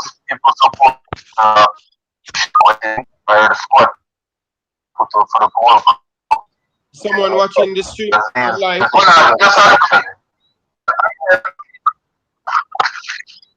Mute, mute the mic. Who is watching the stream back, man? Okay, if you're not talking, mute the mic. Let me see something. Okay, continue.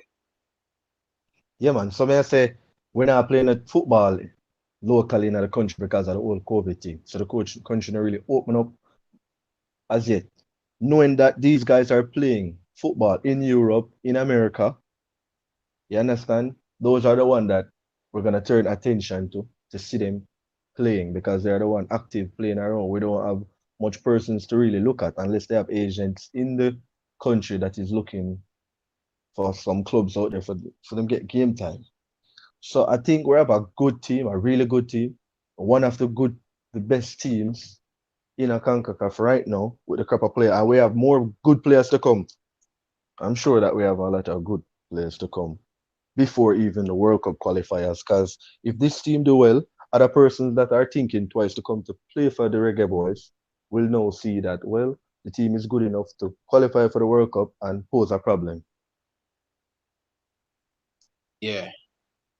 And I think that can happen because some of the time there's some silly mistakes that really beat us at times. And if we get it right, we have the players, it's just the organization from the board and everything, the coach. I think we need at least, I think you bring up a point. I don't know if you bring up the point about having more than one coach's assistant. That is a good thing.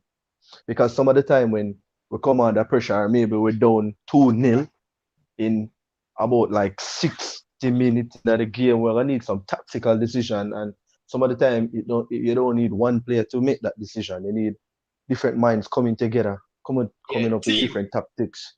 You understand? And I don't see that we're good in that area. What about we going in 2 goals in the first half?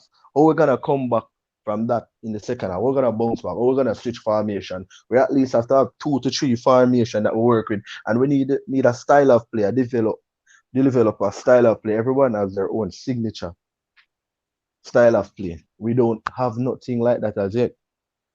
Hopefully, Coach Whitmore can get it right. I'm still going to give him time, but the time I want to give him all I see him doing the Gold Cup. Especially 2 things I'm looking forward to see. I want to see how the team play and how far we go in the Gold Cup. I think if Coach Theodore Whitmore don't bring home the Gold Cup, I think I would love to see someone better.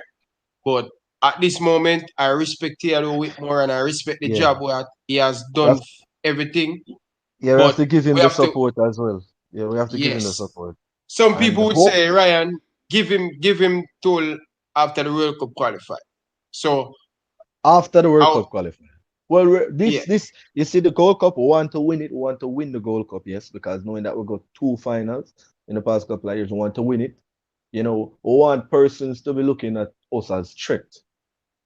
Yeah. When we go forward, going in the World Cup, you know, we want persons to look at, you know, one of the teams that I am really considerate about, and that is a Canadian team, because they're building something there. You know, they're building something. They're really building something. But I'm considerate about them and that drive and couple of players. But we have a lot of players that we can get out there that the JFF doesn't know about, that is eligible. But we just have to do our own research and scouting as well. But we have a good crop of players. Yeah. So, my brother, welcome on, brother. Big brother. It might seem to be off. Yeah, like something wrong with him. Signal.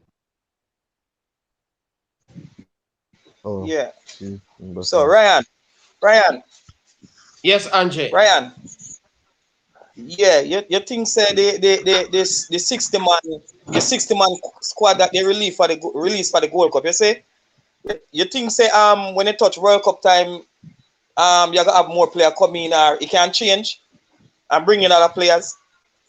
I think the 60-man squad is just for the Gold Cup, so it can change. Different competition too, but same federation. Same. Yeah. Same. Yeah. Like something wrong with him. Yes, big brother. Yeah. Eh? No. I want to give my boy. Yes, new, come on.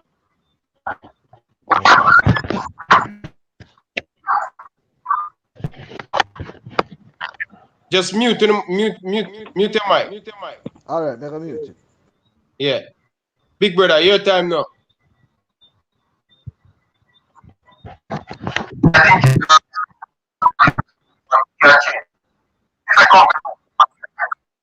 Not hearing you, man. Break it up.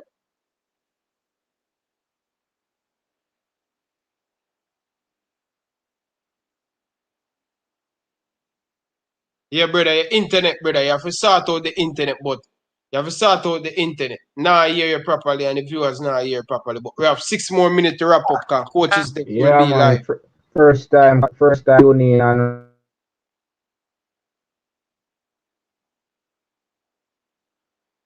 Enough. Can I break up a little?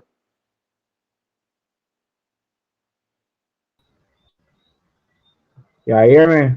Yeah, I'm hearing you now. Go for it now.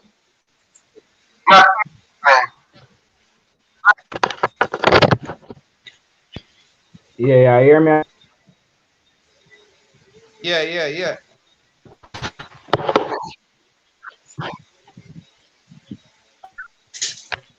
Go for it, brother. Soon wrapped up, brother. Yeah, I'm gonna try to start out.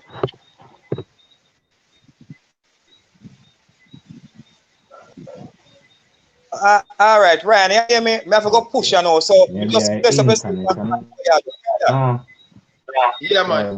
Enough respect, Anjay, man. Yeah, so man. I Go just on, do it, want to say brother. big up to you, Ryan LFC. Long time me a tune into the thing, you know?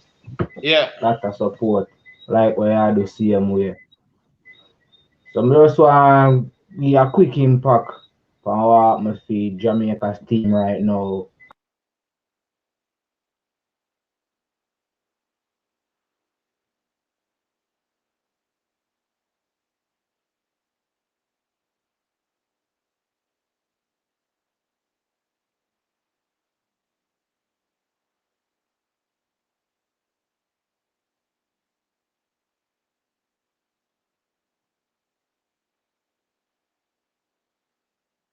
Yeah, Kevin,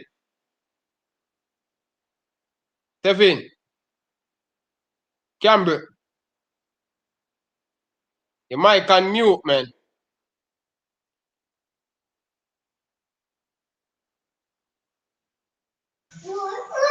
Yeah, you hear me? Yeah.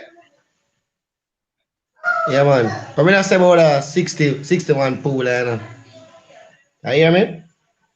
Yeah, man, go for it, man. Yeah, man. Some of them on them, let's see, the necessary thing, necessary. Them are necessary right now. The USL man, them are ready. Them not ready. You understand? But as far Yeah, as me say can see local. still, Jeff and Watson, what the sense them pick him? If them pick Jeff and Watson, you know, them should better than me just pick Anthony Grant. Yeah, yeah, yeah. You know, the Jeff Cause ever it's a do better them thing. thing and Yeah, man. Them know what them are doing, you know. And that the thing them in follow up, you know, cause for them think different, you know. Cause when they feel like so them now do this, you know, them a do it, you know, them a give the media things to talk, you know. And trick you behind and close the door, you know. yeah, Enough of when I know say who do I look out say yo, come on roof I go reach in, you know. You understand? yeah. But we don't know Jamaica society still. Them trick you. Yeah, the man him say, Aka is just a number. Yeah, man. Him say Aka is just a number. But guys, I'm going to wrap up you now because I will be going on coach's decks and he will be live in the next 2 minutes. But I have to give my bridging a chance to. I want to hear him have to say him have 2 minutes. You have 2 minutes, brother. You have to wrap it up because wrapped it up in 2 minutes.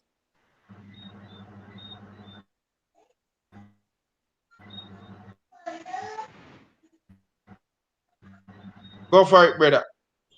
Yeah, what did I say a while ago? Because whenever that here. Yeah, my boy. I'm saying I'm going to wrap it up, you know. Cause coaches decks are go Okay. live and I will be going over there to join and stuff. But Okay. Tevin, check your Instagram. I just send you Yeah, the credit. man. You see it? Alright, my general. Yeah, man. Yeah, man. Just put it on and tell me if No, you no, check it Jamaica out. already out. all right. Alright. Yeah, enough Yeah, man. respect, Bridget. Yeah, man, me link you. Alright, go Yeah. on, do your What thing in me the there youth. No make no man say? hold on your thing, yeah? All right, my brother. Enough respect, Cam. Yeah, man. Yeah, What brother. me We there have to say. Lessons, man, you know, so I get cut off because I watch the rundown. Yeah, yeah, But yeah. I see you coming. yeah, No man. man, hold on your thing. Me just say, oh, me taking the live more time, you know, and you say you're passionate about the thing. Yeah. Yeah, I'm man. passionate about Right now, the Jamaica Reggae is Boyz success. already have a Yeah, set about all of them. yeah. The right Yeah, talent man. to the next year. We have get all in Yeah, need man. about 3 or 4 new ballers Only one person talk at a time. to add to the team. You see me? Right thing I get mash up a week. I see be a new baller. Look at them tonight. I mash up. All like Jamaica, but them I get corrupt. Hold on, the brother. Look at chemistry in a Jamaica team. Mash up. Remember, say we just come from 2 straight Gold Cup final, 1 semi-final. So I build we should have build upon that. But to a stage where we are attack this next World Cup, it look like say furthest we will go. A first round we might win one, maybe lose the next 2. Yeah, go for it, cool kid. Yeah, man. May I say, give thanks, man, because me always realize that you're passionate about Jamaica football and the success. You understand? And me take it in more time, man. And the reality is this. Every time we go to the Gold Cup, it's almost a different team we are bringing to the Gold Cup. So when you look at the chemistry of the team, it's always going to be difficult for players to gel together overnight.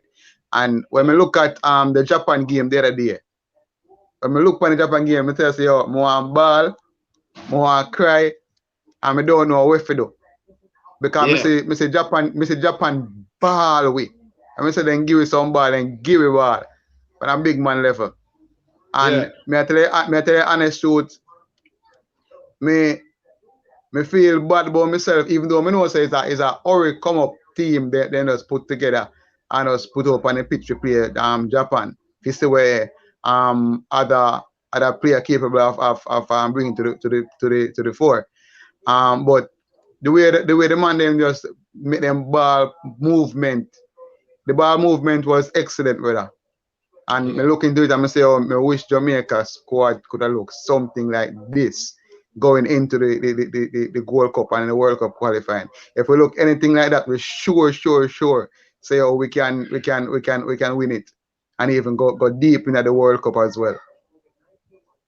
So it's up to Tapa. It's up to Tapa to show, say, oh well, he can get some good quality players now, and we can see him tactical improvement in the matches them coming forward. So we are gonna look. Me open my eyes wide to see the tactical change them are gonna make and to see how him carry the team going forward.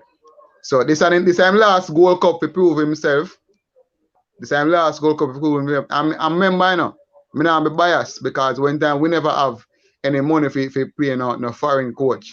He set up and dedicate himself, even though he get a low stipend, he dedicate himself and I respect that. You understand? That's half to him. I respect that.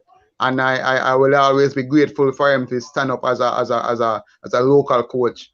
But right now we need him to lift him at and show we what him got. You understand? I know so him qualify to a level. So right now I want him lifting at and show what him have in him back of him head, what him have on him tactical side. So he can bring the team forward and into the World Cup. Big enough for respect.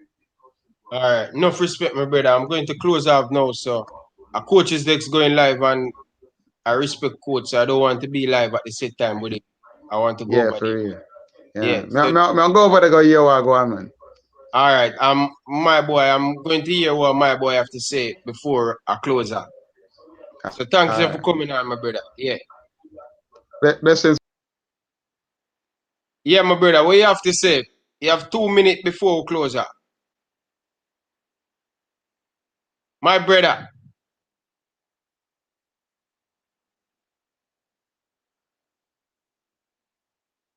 Big brother. Guys, I was trying to give him a chance, but I have to leave now, guys. I want to go over coach's decks. I want to go listen what coach's decks have to say. So enough respect to all of you guys. I know I still have the digital credit, but next time, guys, I will definitely make sure I give away the credit. So enough respect. Until next time, from my boy Ryan LFC, I'd like to say peace out. Thanks for watching, guys. See you guys soon. Look out for more video coming.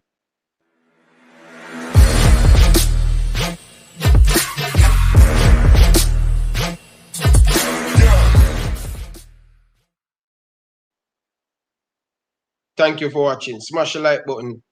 Enough love, guys. Really appreciate the support.